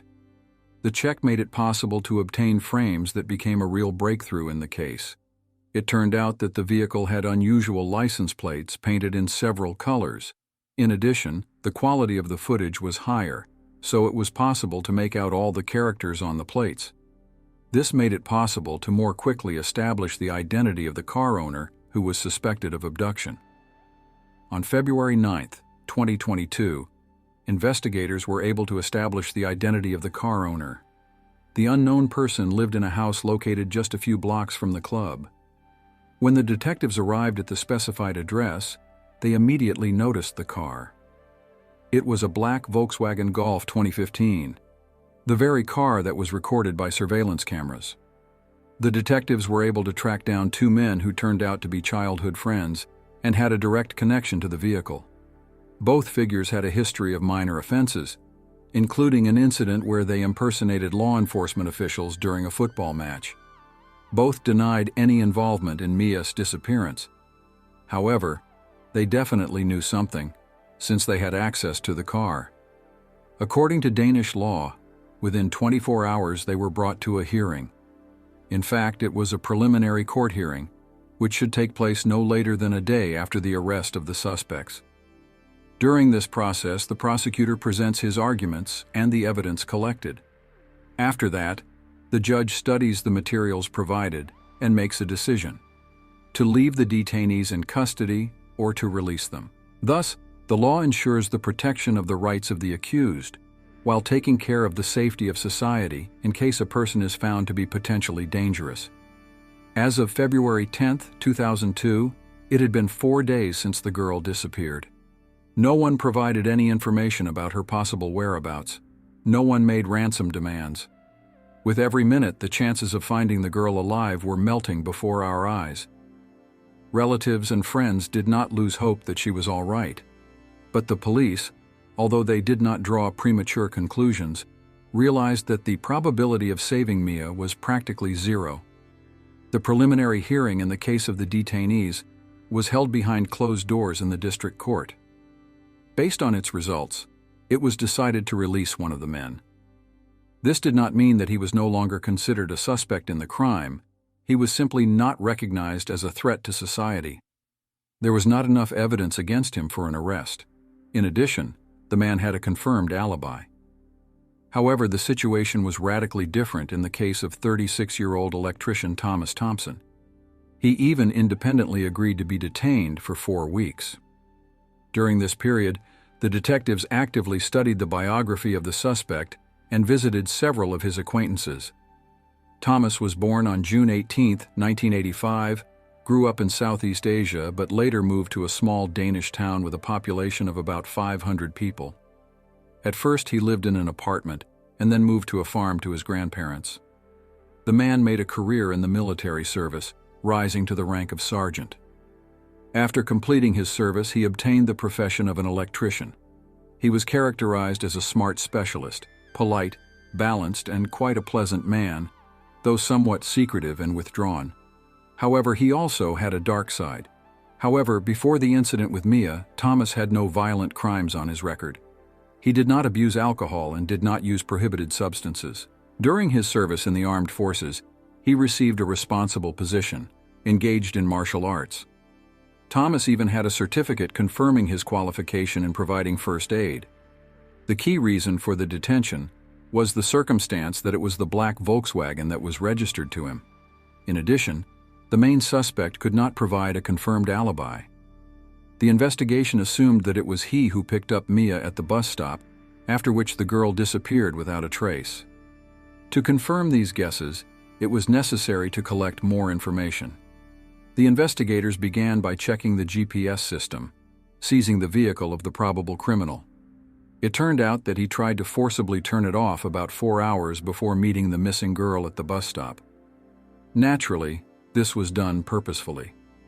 A special group that was engaged in digital forensics, based on the recordings from the cameras, was able to recreate the route of the suspect's car with high accuracy. It started from Thompson's residence, after which he made several circles around the city, picked up the girl, and eventually headed outside the city.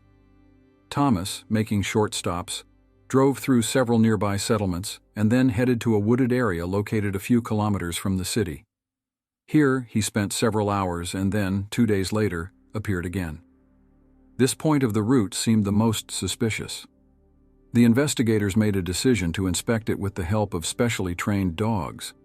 Quite quickly, it was possible to find a hair tie, scraps of clothing, underwear, as well as other things scattered at a short distance from each other in this place. Their location created the impression of a straight line. It felt as if the owner of these things was running through the forest, falling or becoming a victim of an attack, as a result of which she gradually lost these items. The dogs led the police into the thicket of the forest, not far from the village located in this area. Here it was possible to find several areas with damaged soil. It was obvious that they had been dug up shortly before these events. Under a thin layer of earth lay human remains, divided into parts, and very finely chopped. In total, 231 fragments of the body were found, a significant part of which was scattered around the burial site. But even that wasn't all. Some remains were never found. Probably they belonged to Mia, since the found scraps of clothing were similar to those in which the girl disappeared that fateful evening. All the evidence was carefully collected and sent to the laboratory for examination. Quite quickly, the forensic expert confirmed that the remains that were in their hands did indeed belong to Mia. However, the condition of the remains greatly complicated the work of the specialist in determining the cause of death and the injuries inflicted. On February 10th, a press conference was held during which law enforcement officials decided to share with the public the information that had been established at this stage. They reported that Mia was dead and that the suspect in her murder had been arrested. The detectives assured that they would continue the investigation until all the circumstances of the tragedy were fully clarified. According to the forensic expert, the girl's death was caused by strangulation. An electric saw was used to dismember the body. Most of the fragments of the remains suffered serious damage. It was assumed that for a long time they were exposed to the action of a strong alkaline solution. On the night of Mia's disappearance, Thomas did indeed turn off the GPS in his car at 2:14 a.m. However, there was a technical failure, so the location of the vehicle continued to be recorded every 15 seconds. When the man was asked about the reasons for his attempt to turn off the tracking system, he admitted that he did it because of a police officer who allegedly had a grudge against him and persecuted him at every opportunity. However, the suspect had many such stories. They were growing with new details almost after every conversation with the detectives. Thomas turned on the GPS only at 9:23 a.m. Probably by that time, the brutal massacre of the girl was already a fait accompli. The killer brought the body to his house where he began to dismember it. Eventually, the main suspect was made to talk, and he admitted that he really gave the girl a ride in his car that morning. The man said that he was just driving past the stop and saw the frozen Mia, whose clothes clearly did not match the weather conditions. Thomas offered to give her a ride home for free, saying he wanted to do a good deed. According to the suspect, the girl behaved very flirtatiously in the car, creating the impression that she was in no hurry to go anywhere. So he suggested that she go for a ride, and she agreed. The couple headed in the direction of several settlements, and then turned into a forest belt.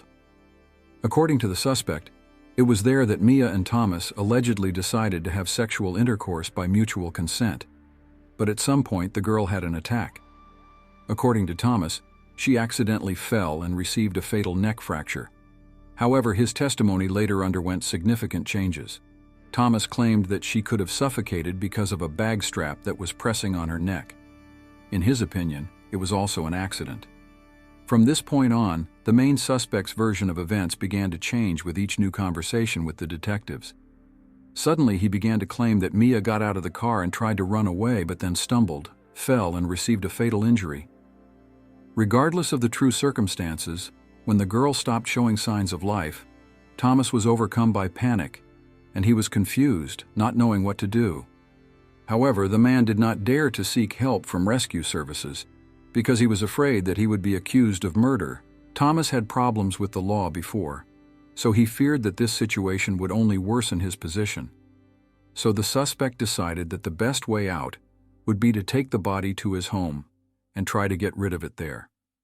At first, he tried to dissolve the body by keeping it in a concentrated chemical solution for almost a day, but he failed to achieve the desired result. Then the man chopped up what was left into pieces. He buried the main mass and scattered the smallest fragments around the makeshift grave. In addition, he tried to burn the clothes he was wearing on the day of the murder, car mats and the victim's bag, on which traces of blood could remain. Fragments of clothing were found at the site of the burning, as well as tools that were probably used during the commission of the crime. Thomas insisted that everything that happened was a tragic accident, and his attempt to get rid of the body was dictated by fear and confusion. Of course, the investigators got a completely different impression. After all, such a complex and well-thought-out method of concealing the body spoke volumes. It seemed that only a real madman could resort to such horrific cruelty. The detectives were convinced that Thomas had criminal intentions from the very beginning when he offered to give the girl a ride home. Proof of the intentionality of his actions can be considered an attempt to turn off the GPS, which fortunately turned out to be unsuccessful and allowed to recreate his route that morning. In addition, the persistence with which Thomas tried to lure the girl into his car testified against him. It seems that he managed to get Mia into the car only on the second attempt. For an hour and a half, he patiently waited for the right moment, counting on the fact that the girl, exhausted by the cold, would desperately agree to get into his car. And as soon as Mia found herself in the cabin of the Volkswagen, the suspect began to threaten her. He probably had some kind of weapon with him, intimidating his victim. After that, Thomas decided to get rid of the girl so that she could not turn him over to the police, choosing an incredibly horrific way to do it. According to the forensic expert, the most likely cause of death was strangulation. In fact, a significant part of the body fragments was never found. It is quite possible that they concealed even more terrible secrets of the criminal. Given that the girl undoubtedly tried to escape from her tormentor, the version about voluntary consent to intimacy looked absolutely untenable. The fact of the attack seemed obvious, and the murder was the result of the victim's desperate resistance. Indirect evidence also indicated that Mia was The likelihood of post-mortem abuse of the body was not ruled out either. However, proving these guesses, given the condition of the remains, did not seem possible, and the criminal himself stubbornly remained silent, refusing to disclose any details. The prosecutor argued that the accused picked up the girl with the sole purpose of having sexual intercourse with her. There was not a hint of regret or compassion in his actions.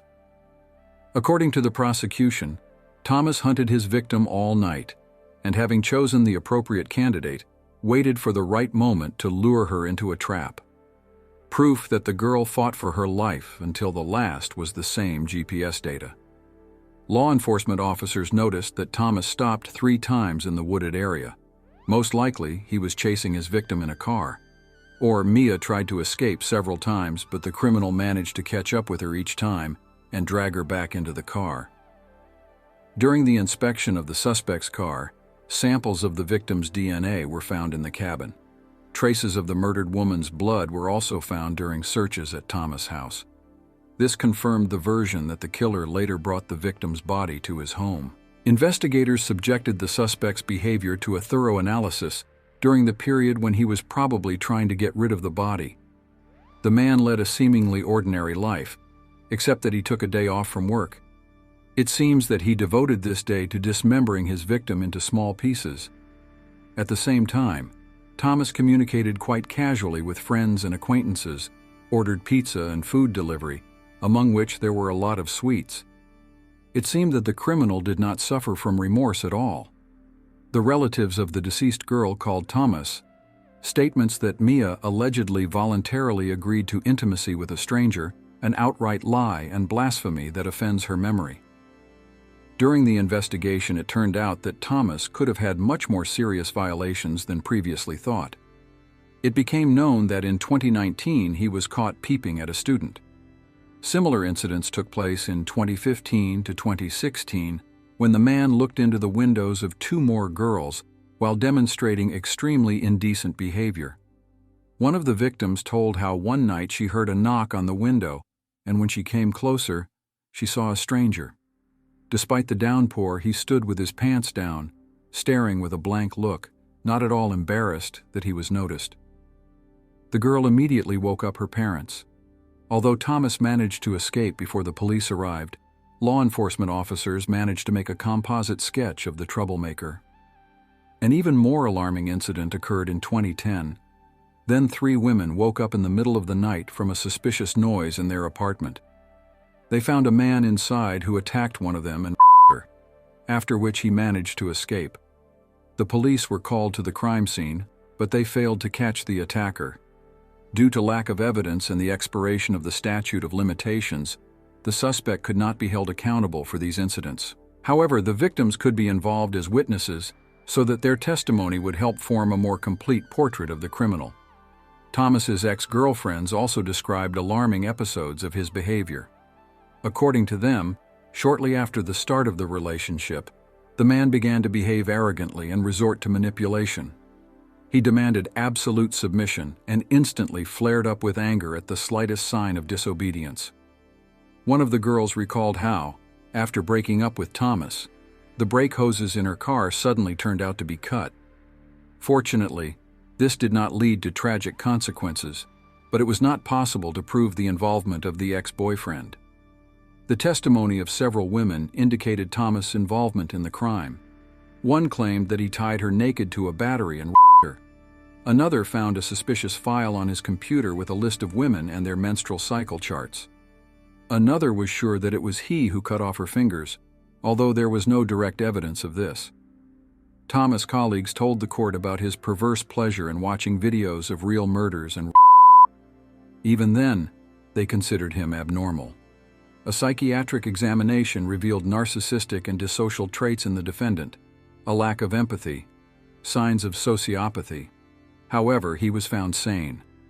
Despite the strong evidence of the prosecution, Thomas did not plead guilty to murdering Mia and showed no remorse. He only agreed with the guilt for improper handling of the body and dismemberment. The man insisted that the girl died by accident, but this looked unconvincing. After all, even in this case, he, as a medic, could provide her with assistance and call an ambulance. Instead, Thomas coldly cut her body into pieces. If he had been found guilty only of this, the punishment could have been only 6 months in prison. In June 2023, the court found 38-year-old Thomas Thompson guilty of the murder of Mia Stevn and indecent handling of the body under aggravating circumstances. However, he was acquitted of due to lack of evidence. Prosecutors demanded life imprisonment for him, while the defense insisted on 16 years behind bars. The sentence for Thomas provided for indefinite detention in view of his danger to society. Parole will become possible for him only after serving at least 10 years behind bars. However, as practice shows, those sentenced to such a punishment usually spend a little over 13 years in prison. This horrific crime shook the public so much that it gave impetus to the creation of a volunteer organization, which sees its main goal as ensuring the safety of young people who can potentially become victims of a street killer maniac. The key initiative of the activists is the introduction of a large-scale network of street surveillance cameras. Sometimes, due to imperfect legislation or simple human negligence, terrible things can happen. The realities of life show that many criminals could have been stopped before they caused harm. However, unfortunately, fortune sometimes smiles upon them. This bloody massacre in France is hard to explain otherwise. Today we will talk about the events that shook the Stevn College, a prestigious private educational institution, a kind of boarding middle school, located in Chambon-sur-Lignon, in the department of Haute-Loire. Here, children not only study but also permanently reside, separated from their parents. Chambon-sur-Lignon itself is a small commune with about 2,000 inhabitants. Savonal College was the most prominent object in this area. The majority of local residents were somehow connected with it, either they studied here or worked.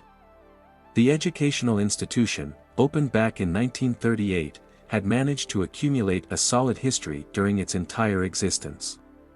But never before had it been as bloody as in 2011. This year brought many shocks that played their role and ended in tragedy.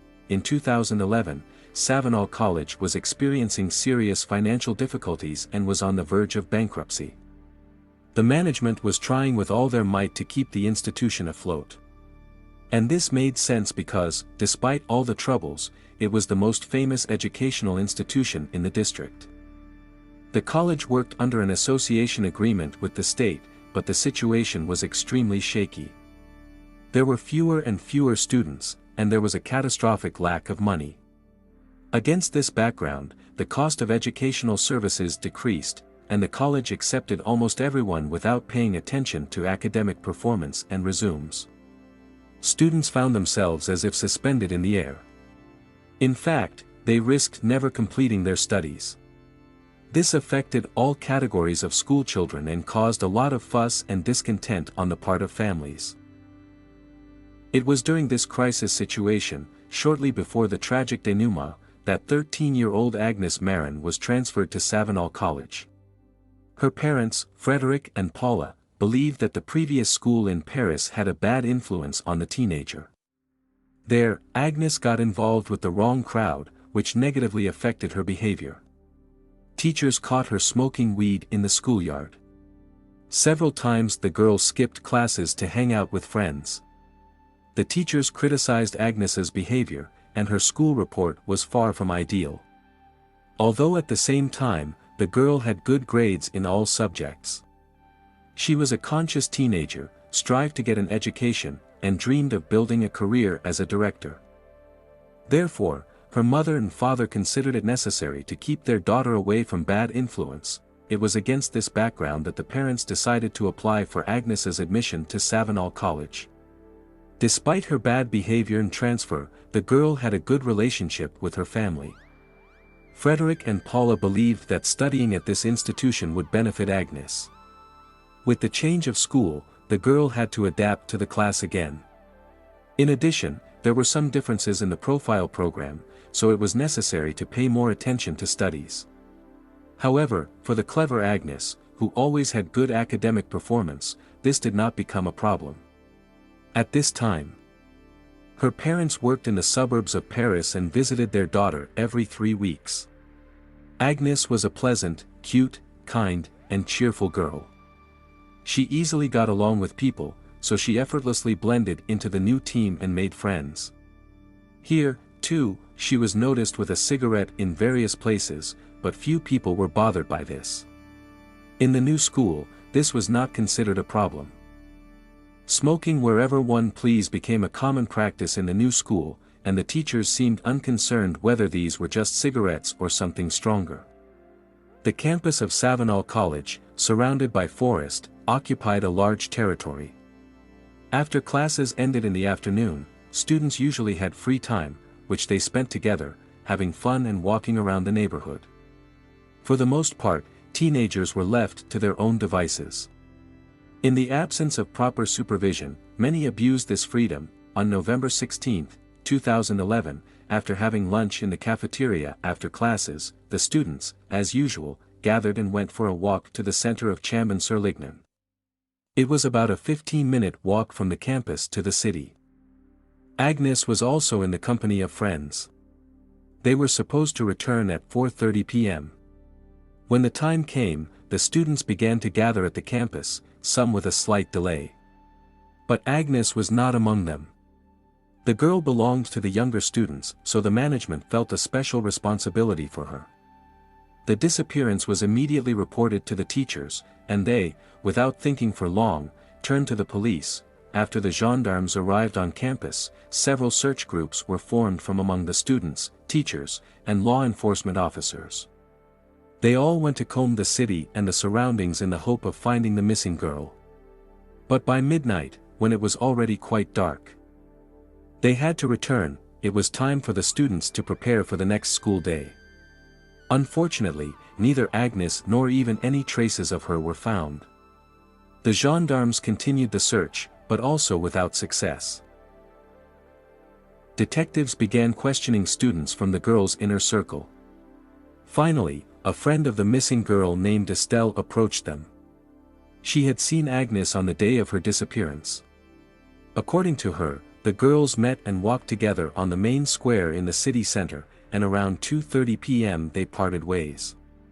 Estelle did not see her friend anymore. Although she herself studied in another school, she regularly met and communicated with Agnes. Such meetings were a common thing for them and, it would seem, nothing unusual happened that day. However, when the gendarmes spoke with Estelle again the next day, November 17th, her story suddenly changed. Now the friend claimed that during the walk around the city, Agnes twisted her ankle, which caused them to linger on the square. However, Estelle herself could not stay with her, because she was in a hurry to go home, where her parents were waiting for her. And Agnes seemingly did not ask for it either. On the contrary, it seemed that the missing girl was going to meet some young man and her friend's company was superfluous. So Estelle just left, having agreed on the next meeting. This story seemed dubious to the police. Estelle's lie seemed somehow strange and unmotivated. It was unclear why she did not immediately mention that guy, because he could have become an important clue in the investigation. Catching on to this information, the officers tried to question the friend in more detail. But to no avail. Estelle admitted that she had to lie because Agnes was supposedly going to do something bad and asked not to give out any information about her. This seemed even stranger. Why cover for a missing girl? There was an assumption that Agnes could have simply run away from school due to some problems. Eventually, Estelle herself fell under suspicion because of her insincerity. Her alibi was carefully checked. Fortunately for the girl, her words were quickly confirmed. Indeed, after meeting with her friend, she went straight home, and acquaintances saw her on the way. Moreover, on the day of Agnes's disappearance, the girls actively corresponded, arranging a meeting for tomorrow. True, the missing girl did it from a mobile phone, which later, by all appearances, she turned off. At least, after a certain point, no one could reach her anymore. Estelle assumed that Agnes's battery had simply run out. Well, or she ran away from school, because she had wanted to do it for a long time and openly said that she did not like it here. This version seemed more and more plausible to the investigators. Trying to determine in which direction it was worth looking for the girl, the investigators carefully studied her correspondence. And suddenly they came across mentions of the same young man with whom Agnes had allegedly planned to meet on the day of her disappearance. It turned out to be a high school student named Matthew Molinos, who was 17 at the time. He could definitely possess valuable information, so he immediately attracted the close attention of the gendarmes. During the first meeting with Matthew, the police noticed fresh scratches on his hands and face. Moreover, as confirmed by classmates, these marks appeared on the very day of Agnes's disappearance. However, the guy himself claimed that he fell into blackberry bushes and got scratched because he drank too much while the whole school was walking around the city. To verify this story, the gendarmes talked to other students. They confirmed that they had heard such an explanation from Matthew himself, but few believed him. According to eyewitnesses, around 5 p.m., when the rest of the students had already returned from the walk, Molinos suddenly came out of the forest near the campus. Everyone was surprised by this. No one understood what he was doing there. When asked about this, Matthew reacted surprisingly nervously and aggressively, which only increased suspicions. However, the gendarmes were in no hurry to draw conclusions and decided to first gather more information about the main suspect.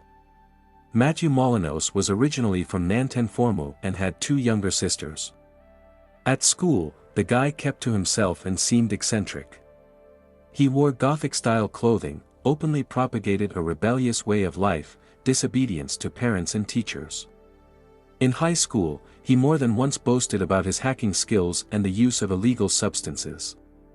Matthew was secretive, unsociable, and had problems with socialization. In order to get while still a schoolboy, he began to rob pharmacies. The guy's performance was so low that he was almost suspended from classes twice. The most innocent of his sins was the regular consumption of including from computers at school. The young man's behavior was clearly going downhill, and conflicts with the law were not long in coming. Against this background, Matthew's involvement in Agnes's disappearance seemed quite likely. He became the main suspect because of his strange behavior. Many called him a guy with peculiarities. Matthew started studying at the Savinol School in November 2010. The guy regularly visited his relatives in Nantes-en-Formel, where his family lived. In addition, the high school student had a girlfriend from among the college students. The young people often spent their holidays together in the south of France. Matthew was fond of video games, liked to smoke, experimented with other psychoactive substances. Alcohol was also not alien to him. The young man regularly drank and even brought alcohol to the educational institution. Many noted that when drunk, Matthew lost the ability to behave adequately. But despite all this, he did not hang out with openly criminal individuals or any bad companies. Perhaps he was just experiencing teenage years more acutely, but let's get back to the investigation. Matthew's suspicious behavior did not go unnoticed by the gendarmes. They immediately suspected that the guy was hiding something in his answers to questions. Therefore, they decided to talk to him in more detail, gradually approaching the topic of Agnes's disappearance. The young man admitted that he had seen the girl the day before her disappearance, but allegedly it was an accidental meeting in the corridors of the campus. Allegedly, they just greeted each other, passing by each other, but did not communicate. Matthew himself was supposedly going on a date with his girlfriend that day. Despite his seeming conviction, he categorically denied any involvement in the schoolgirl's disappearance. But the investigators decided to play it safe and still took the suspect into custody until all the circumstances were clarified. By this time, Agnes's parents had already arrived in the city. They started their own search for their daughter, talked to journalists, posted leaflets with a photo of the missing girl. Frederick and Paula talked to many passers-by on the streets, but, unfortunately, they could not find out anything significant. In their opinion, despite some behavioral problems lately, Agnes was not at all prone to such sudden escapes. On the contrary, she had always been a homebody and would never have run away just like that. Unless she would have agreed to go for a walk somewhere with friends, nothing more. And even then, if she had really just run away, she would have had to leave some traces. She would certainly have been recorded by video surveillance cameras at the exits from the city. Or at least some random witnesses could have remembered and recognized the girl. But for some reason, she remained completely unnoticed by others. Unfortunately, all search efforts so far have been in vain. But the public was increasingly interested in this case. The gendarmes were actively working, talking to all possible witnesses, the inner circle, and friends of the missing schoolgirl. While Matthew was in custody, the gendarmes searched his dormitory room. There they found suspiciously dirty clothes, the same ones that witnesses saw the guy wearing when he came out of the forest on the day of Agnes's disappearance. Matthew explained the dirt stains and scratches on his body by falling into blackberry bushes. But to the police, these marks looked more like the consequences of a fight. The suspect's belongings were sent for examination. During the second interrogation, Matthew began to get confused in his testimony. At first, he admitted that he had met with Agnes on the day of her disappearance. Allegedly, they went together to the forest to look for hallucinogenic mushrooms, found them, and took them. Matthew also smoked, so he completely lost control, fell into the bushes, and dropped out of reality. And when he came to his senses, Agnes was no longer there. He said he tried to find her, but to no avail, so he just returned to the campus by himself. However, this version did not stand up to verification. Analysis of Matthew's blood did not reveal any traces of mushrooms. The guy was openly lying. Then he began to add new details again. Allegedly, Agnes also fell into the bushes with him, and then he remembered nothing until his return to college. Matthew's lawyer even offered to take the investigators to that place in the forest and show everything, but the suspect refused. Then the police decided to independently inspect the area of the forest that Matthew was talking about. A large-scale search involving dogs, divers, and even helicopters brought a terrible result. The missing girl was found, dead, with obvious signs of violence.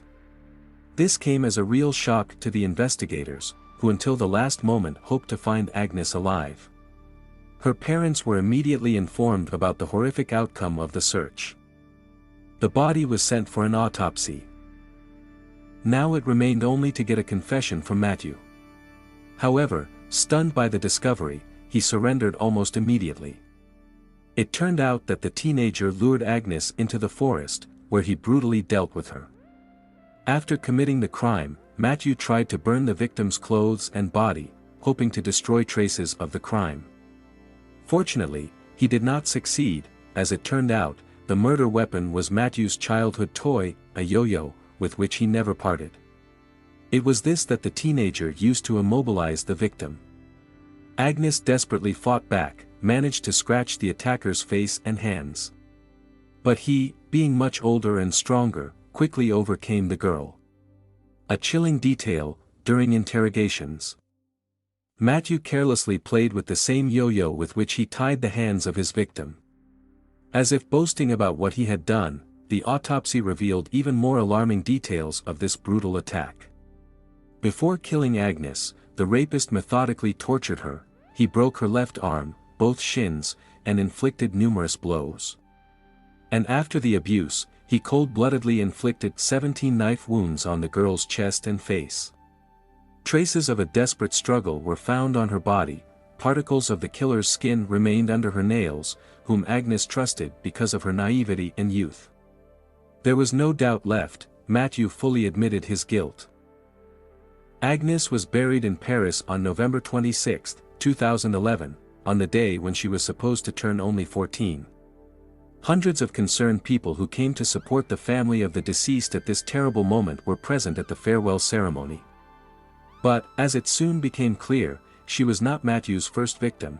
In August 2010, the police were already investigating this scumbag's attack on another girl, his 15-year-old neighbor Julie from the town of Gare. The young man had been pretending to be her friend for a long time, although in fact he had much more sinister intentions. One day, while returning 10 euros borrowed by Julie, he lured her into the forest.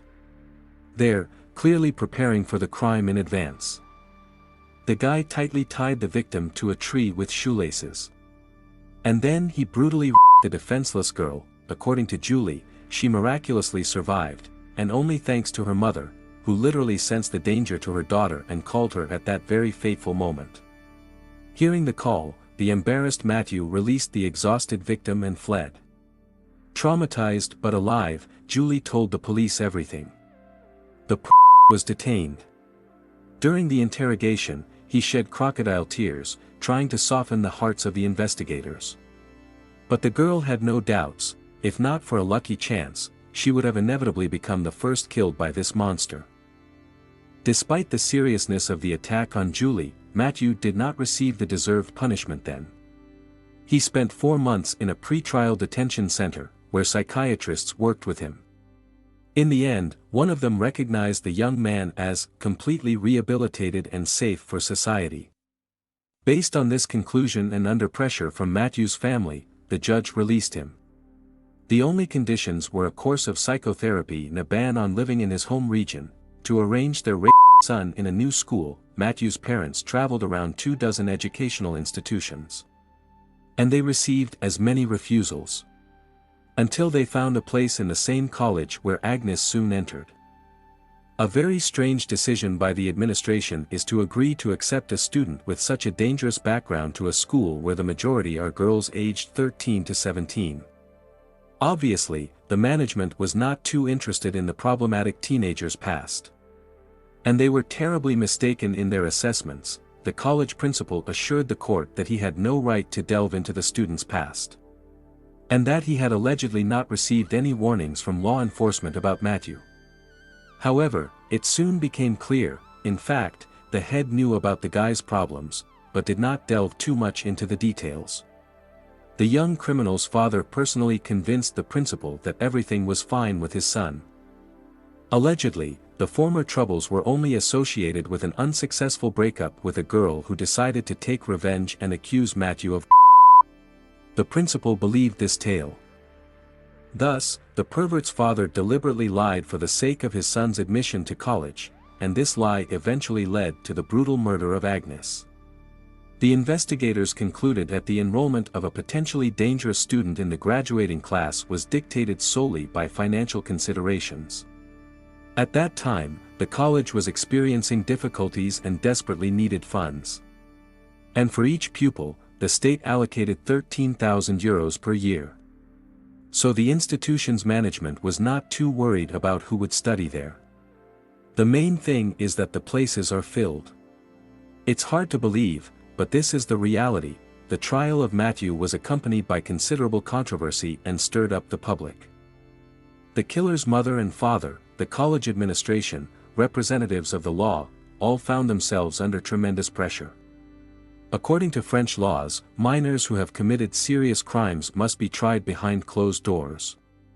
But Agnes's relatives insisted on the partial openness of the sessions. They wanted journalists to be present at key stages. This would help draw society's attention to the problem and find out who was really to blame for the tragedy. At the time of the murder, Matthew had just turned 17. There was a little more than a month left before the age of majority. But the law is the law, and the lawyers had every right to demand a closed process. In the end, this is what happened. The relatives of Agnes were denied partially open hearings. A separate story is with the psychiatrist who, after Matthew's first attack on a girl, recognized him as cured and safe. It later turned out that she had no experience working with either criminals or sexual violence at all. In fact, she was a beginner who did not have the proper qualifications to evaluate such cases. Other psychiatrists involved in Matthew's examination noted his strange, inadequate behavior. It seemed that he was not at all aware of reality, did not feel guilty for what he had done. The guy practically did not react to the specialist's attempts to get through to him, but often allowed himself aggressive attacks and even threats against them.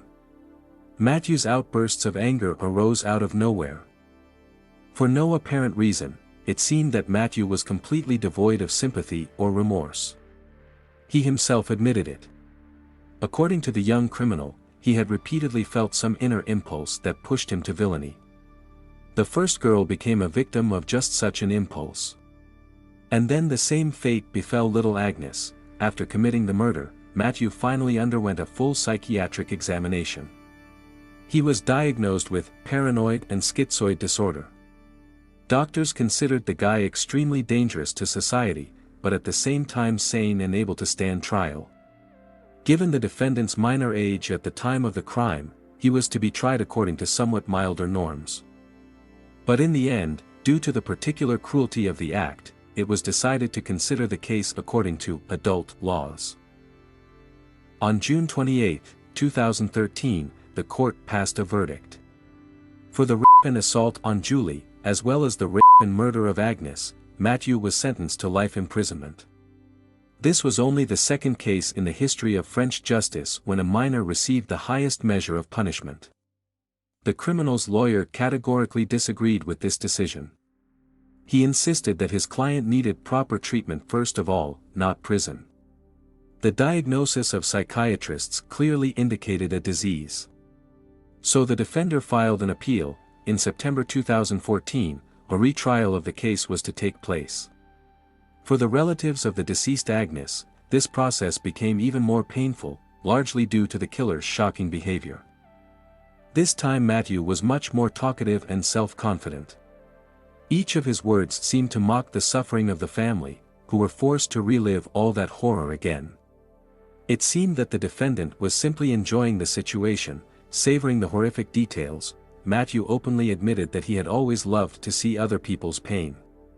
And that after the massacre of Agnes, he was in a state of euphoria for a long time, feeling an irresistible craving for similar crimes. It became obvious, if he had not been detained in time, he would have killed again. Hearing this, the jury left the verdict unchanged. The lawyer filed another appeal regarding the excessive severity of the punishment. But it was also rejected. But the case did not end there. On February 7, 2014, Agnes's parents filed a complaint against the state for criminal negligence. They were convinced that the attack on their daughter became possible precisely because of the mistakes of the system, psychiatrists, judges, officials.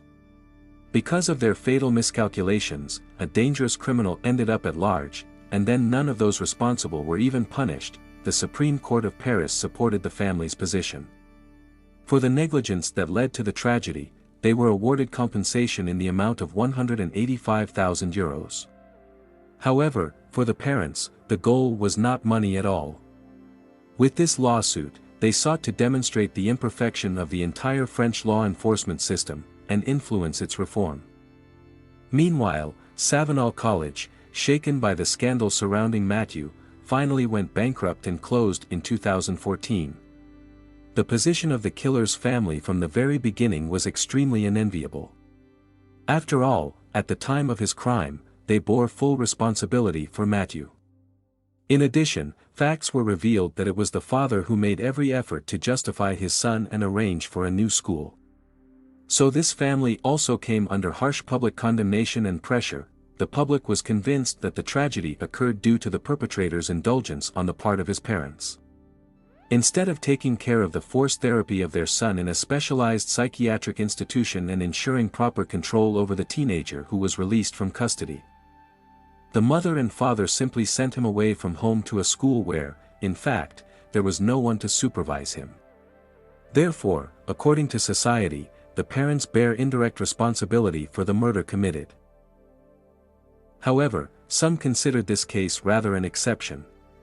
Matthew suffered from a mental disorder, and his parents desperately tried to help the child, socialize him and integrate him into society, not suspecting the real danger he posed. At least, that's what the parents themselves claimed on all media platforms available to them. They appeared on almost every popular TV channel in France, using all possible media. Matthew's mother and father even published a book about their family's life, in which they said that their son still feels no remorse for what he did. Success, like a magnet, always attracts the eyes and attention of others. And while the curiosity of ordinary citizens is understandable, it's much more dangerous when the wealth accumulated through years of hard work attracts the attention of criminals seeking easy prey. Today, we'll tell you about the insidious betrayals that have been troubling journalists and ordinary people alike for many years. Hampton is a fashionable seaside resort located on the east coast of Long Island. This is where the wealthiest residents of New York State live. It's usually a quiet place where the crime rate is practically zero. However, in 2001, the first murder in 2 decades took place here, so brutal that it shocked the entire county, disrupting the long-standing peace. In the prestigious area of East Hampton Village, just a few minutes' walk from the ocean, stood a luxurious mansion belonging to a wealthy man. However, even the advantages of such a location could not protect its inhabitants from the tragic events. The news of this tragedy turned out to be so shocking that it didn't leave the front pages of local media for another 3 years. After all, it was about the brutal murder of a famous and wealthy man. Ted Ammon was an extraordinary person. This very rich man achieved everything through his own efforts and intelligence, rising from the very bottom. He never shied away from his roots, although success could easily have gone to his head, as often happens. The future millionaire was born and raised in a typical provincial middle-class family. After high school, he entered university, where he focused on studying economics while playing for the student lacrosse team. From a young age, Ted stood out for his strong build, attractive appearance, and determination. He seemed like a typical small-town boy, if not for his phenomenal abilities in almost everything. Ted demonstrated remarkable intelligence, which allowed him to achieve outstanding success in his studies. This enabled him to get a prestigious job in the early 80s. The young specialist focused on leveraged buyouts of companies. Gradually, thanks to his hard work, he managed to become one of the leading experts in this field. Ted's work results were so impressive that he gained a reputation as the best investment banker in the small firm he had begun collaborating with as a university student. Ted stood out among others as an incredibly insightful, decisive, and ambitious professional. He had a special instinct for profitable deals. The management even joked that Ted brought luck and, of course, considerable profits. The combination of these outstanding qualities allowed him to start earning serious money and lay the foundation for his own capital. At the same time, Ted remained a pleasant conversationalist, never bragging about his wealth or opportunities. He just quietly and efficiently did his job, showing results better than others. Our hero's first marriage ended in divorce in 1983. After that, Ted needed to find a new place to move to. He had a scheduled meeting with real estate agent Jenner Roy Sargent. But due to his excessive workload, he never showed up for this meeting. For those who knew Ted well, this was not unusual, as he was indeed constantly busy with work. Close people were already used to such behavior and treated the young man with understanding, accepting him as he was. They could forgive him for such things, but the real estate agent got very angry. Jenner Raw called Ted and angrily told him what she thought. During this conversation, the man caught something in her voice that seemed extremely attractive to him. In the end, he invited Jenner Raw on a date, and that's how their romantic relationship began. Their romance lasted for 3 years. In 1986, the lovers decided to get married. At first, it was a very happy union, but over time, their feelings began to fade. That same year, our hero became a key figure in the biggest deal of the decade. He moved to work in a larger company. It was then that a leveraged buyout deal worth $26 billion was made. This operation brought considerable profit, part of which went to the hero of our story. By 1992, Ted had accumulated enough experience and decided to start his own business, using the startup capital he had earned. Finally, he began to build his future prosperity, not depending on anyone. Gradually, the successful businessman multiplied his wealth. Step by step, he bought luxury homes, and not only in the United States. The first acquisition was an elite property in the heart of the country. Then a townhouse in Manhattan was purchased. Another estate worth $6 million was bought by Ted in Surrey, England. It was a huge mansion with over 50 rooms. Around $100,000 was spent annually on the maintenance of all this real estate. But our hero could afford such expenses. Wealth did not make Ted greedy. He was always engaged in charity work. Throughout his life, the man donated about $15 million to his alma mater. Later, the wealthy businessman created his own Children's Aid Foundation, which he included in his will. Of course, all this made a big impression on Jenner Raw.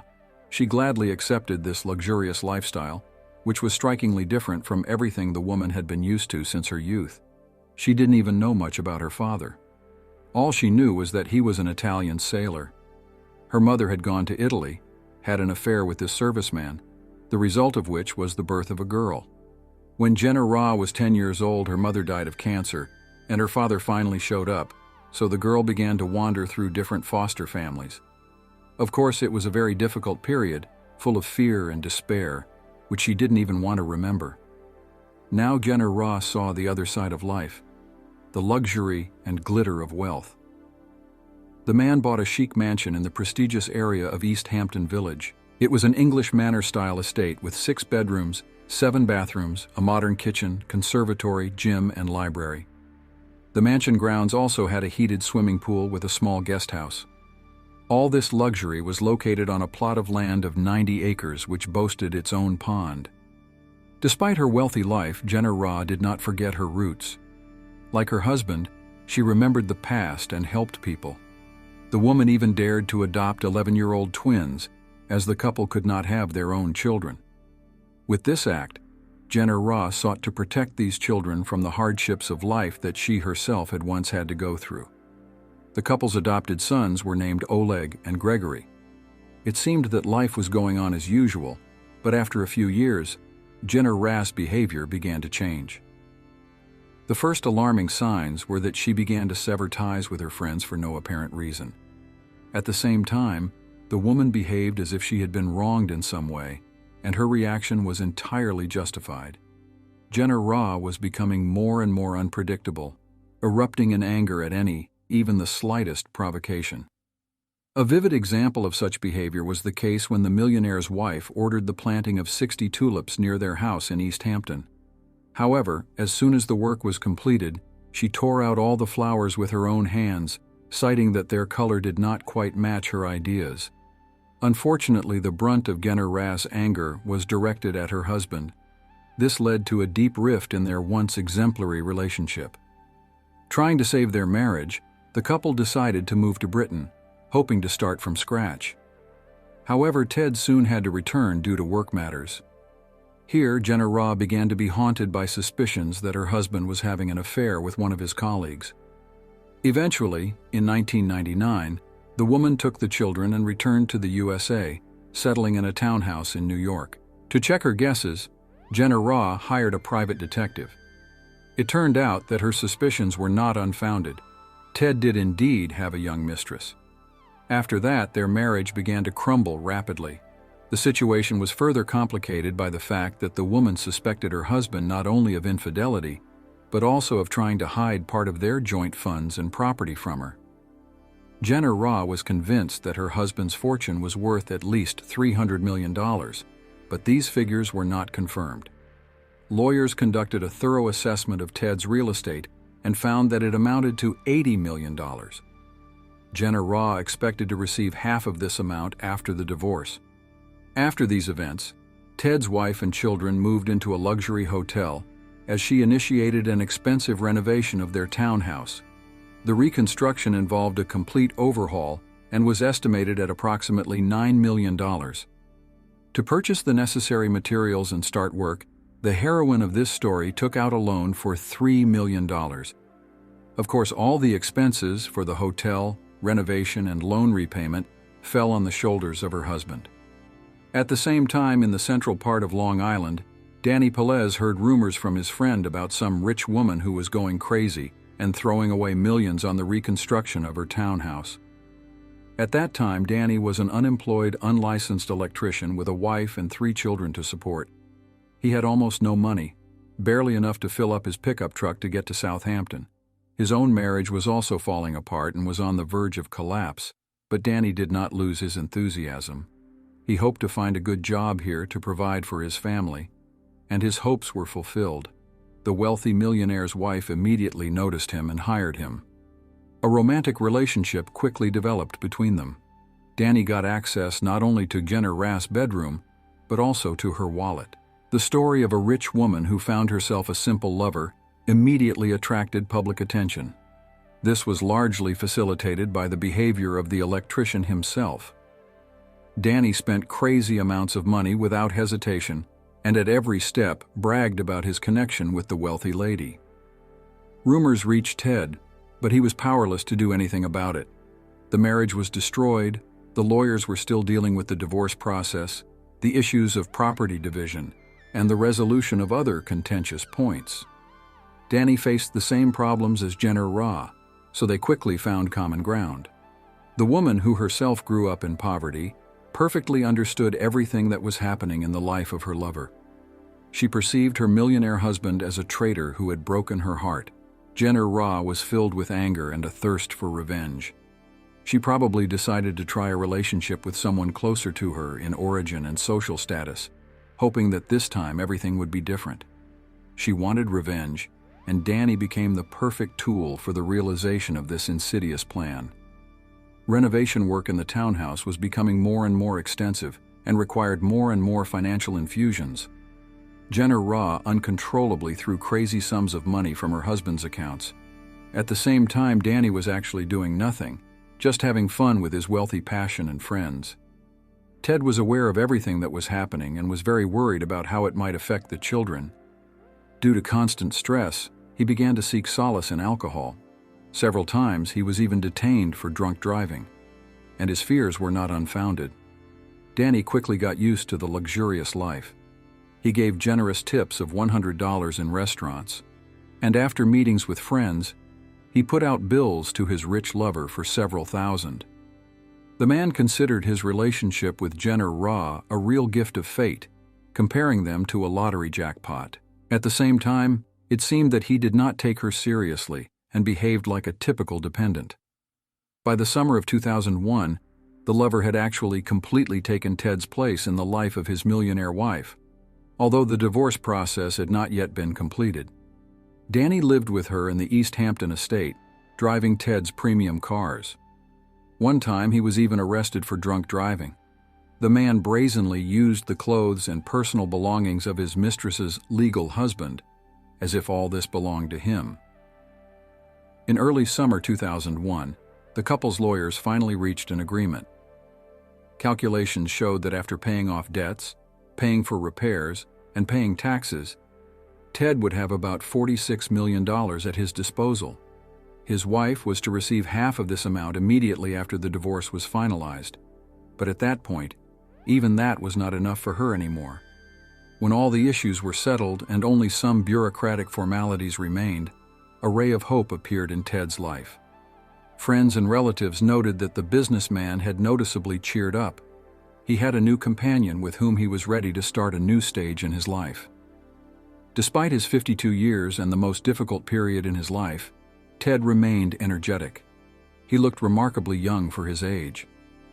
On Saturday, October 20th, 2001, Ted got behind the wheel of his Porsche and drove to a restaurant. After dinner, he walked along the shore, enjoying a phone conversation with his new companion. Only late in the evening did he return to his estate in East Hampton. After that, there was no news from him. The following Monday, Ted was expected at the office, where an important business meeting was scheduled. But the usually punctual and responsible businessman never showed up. This was not at all like him. Moreover, he did not bother to notify the school about his absence, which seemed extremely strange for a caring father. Ted's secretary tried to call his home several times, but to no avail. The man's presence was urgently needed at work.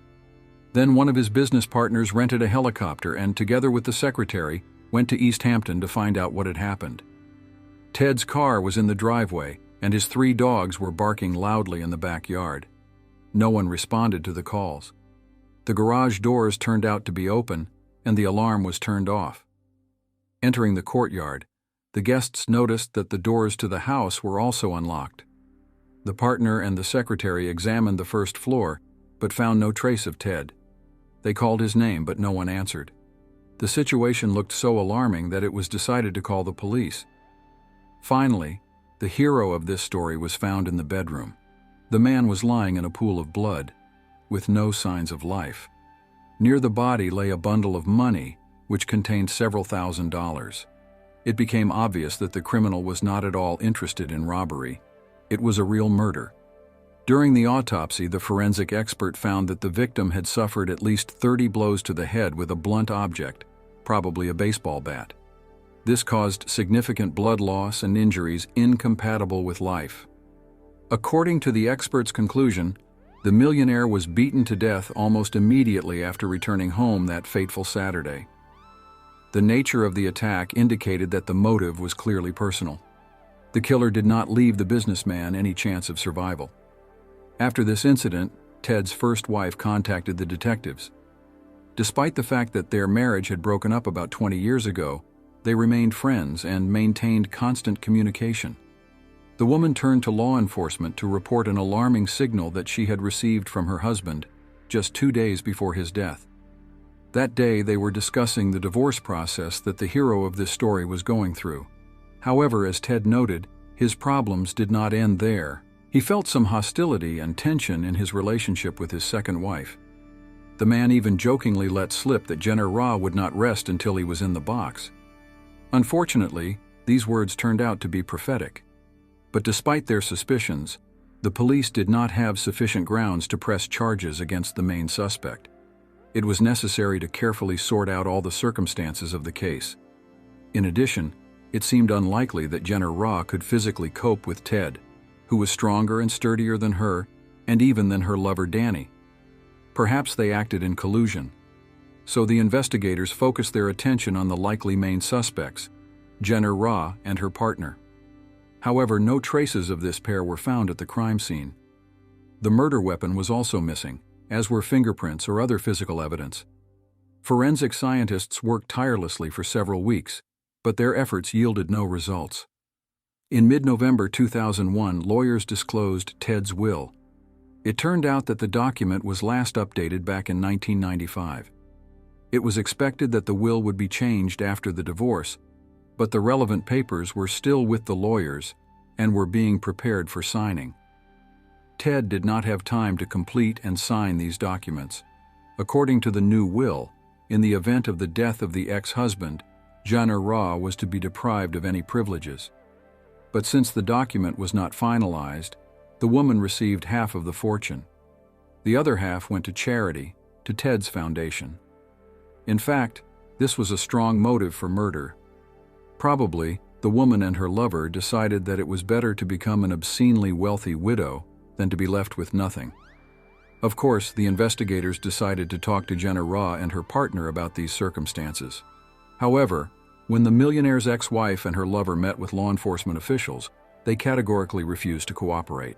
The couple locked themselves in the mansion, refusing to go outside, and hired a team of the most experienced lawyers. Everything that happened was widely covered in the media. Lawyers strongly advised to avoid any contact with journalists, but the couple of newly minted millionaires ignored this advice.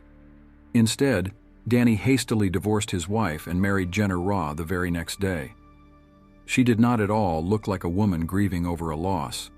On the contrary, it seemed that such a development of events suited her completely. This only reinforced the detective's suspicions, albeit indirectly.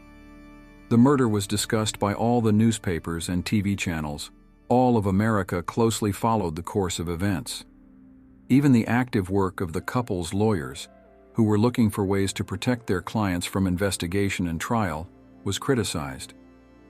During this period, Danny and his children moved to another mansion, which also became the property of the millionaire's second wife. Danny carelessly spent money here, buying expensive cars and yachts, flying to Las Vegas whenever he wanted, spending thousands of dollars there in one evening. To the couple's luck, this life of leisure lasted no more than a month. Danny was forced to return to Long Island to appear in court for drunk driving. Of course, this was just a ruse, as law enforcement officials feared that the suspect might try to escape and hide in another country. Apparently, Danny couldn't keep his mouth shut. He enjoyed the media attention, even if it was about his alleged involvement in something horrific. However, he had never been known for his restraint. His wife settled with him in the residence in East Hampton. Neighbors complained that they heard loud sounds of partying and drunken shouting from there almost every night. Jenner Ra was increasingly seen drunk and in an indecent state. She was becoming a disgrace to the local privileged community. The situation deteriorated by May 2002. The woman began to experience regular fainting spells, and a month later, Jenner Ra was diagnosed with late-stage breast cancer. The woman began a course of chemotherapy, while Danny pleaded guilty to drunk driving. For this, the man was sentenced to a year in prison. He was released in June 2003 and hoped that the story with Ted would gradually settle down. However, the investigation did not stop all this time and continued to remain the focus of media attention. However, the investigators still had no direct evidence of the murder. No evidence was found that unambiguously pointed to the involvement of Danny or Jenner Ra, and they did not confess to committing this crime. However, all the indirect evidence testified against them. So the detectives needed to gather all these facts together in order to be able to bring charges against the likely criminals. The investigation managed to find out that Jenner Ra and Danny had secretly installed a video surveillance system in the mansion to monitor Ted's every move. It was quite obvious that the cameras should have captured the moment of the attack. However, during a check of the system, it turned out that someone had removed the hard drive with the recordings. This also became an important lead, because only 2 people knew about the existence of the video cameras. However, even this data only added to the list of circumstantial evidence. Meanwhile, Jenner Ra's health was steadily deteriorating. It seemed that she was losing the battle with cancer. Realizing that time was running out, the woman made a will according to which all property was to go to her children and a charitable foundation. She also did not forget about her husband, leaving him $2 million to pay for his lawyers. In July 2003, the woman moved with her children to another mansion that had previously belonged to her ex-husband. leaving Danny forever. She wanted to spend the last moments of her life surrounded by her closest people. Just a month later, the woman died of an incurable disease. The children were left without parents for the second time. Now a struggle unfolded between their nanny and their aunt, Ted's sister, for custody of the twins. For a while, the twins were separated. Gregory was sent to a boarding school, and Oleg remained living with her aunt. Eventually, the aunt won the right of custody, and they moved to the city of Huntsville, Alabama. After that, Danny was again in the spotlight of the cameras, as he was formally charged with the murder of the millionaire. The prosecution believed that he had the motive, means, and opportunity to commit this crime. Finally, enough evidence was gathered which, in the opinion of the prosecution, should convince the jury of the defendant's guilt. The time for the court confrontation had come, for which Danny's lawyers had also thoroughly prepared. Thanks to the funds left by Jenner Ra, the defendant was able to hire the best legal experts. It took detectives 9 months just to question nearly 60 witnesses. All these people were part of Danny's inner circle and could have valuable information, as the suspect never knew how to keep his mouth shut. Unfortunately, most of these people never provided any useful testimony. However, thanks to the testimony of several of them, it was possible to obtain incriminating evidence of Danny's guilt. The first suspicious statements from him were heard about a year before Ted's death. At that moment, Danny stated that he was ready to do anything to knock money out of the millionaire, and even did not rule out the possibility of murder. Although the situation was quite banal, he had spent all the money that his mistress had given him, and now he did not have enough to buy her even a bouquet of flowers. Already after committing the murder, Danny boasted to several friends that he had beaten Ted to death. The suspect told with relish how his victim begged with tears in his eyes to leave him alive, but even this did not soften the attacker. Subsequently, this story was retold by other people. Danny continued to brag about his feat even after his marriage to Jenner Ra. A problematic point for the prosecution was Danny's alibi on the night of the murder. It was confirmed by the man's sister, who lived 60 kilometers from the ill-fated mansion. As the suspect claimed, he spent the entire evening and night at her house. At first, the woman supported this version of events, but during a second conversation with detectives, she revealed new details. According to the sister, her brother and a friend did indeed arrive around 1:30 in the morning. Danny went somewhere to the attic, and then around 2 o'clock he went somewhere again. He only returned around 8 in the morning. So it turned out that the suspect's alibi contained many blank spots. He had more than enough time to make a trip to East Hampton and back, dealing with Ted. Moreover, Danny's sister said that while hugging her brother before his departure that night, she felt some heavy object under his leather jacket that resembled a bat.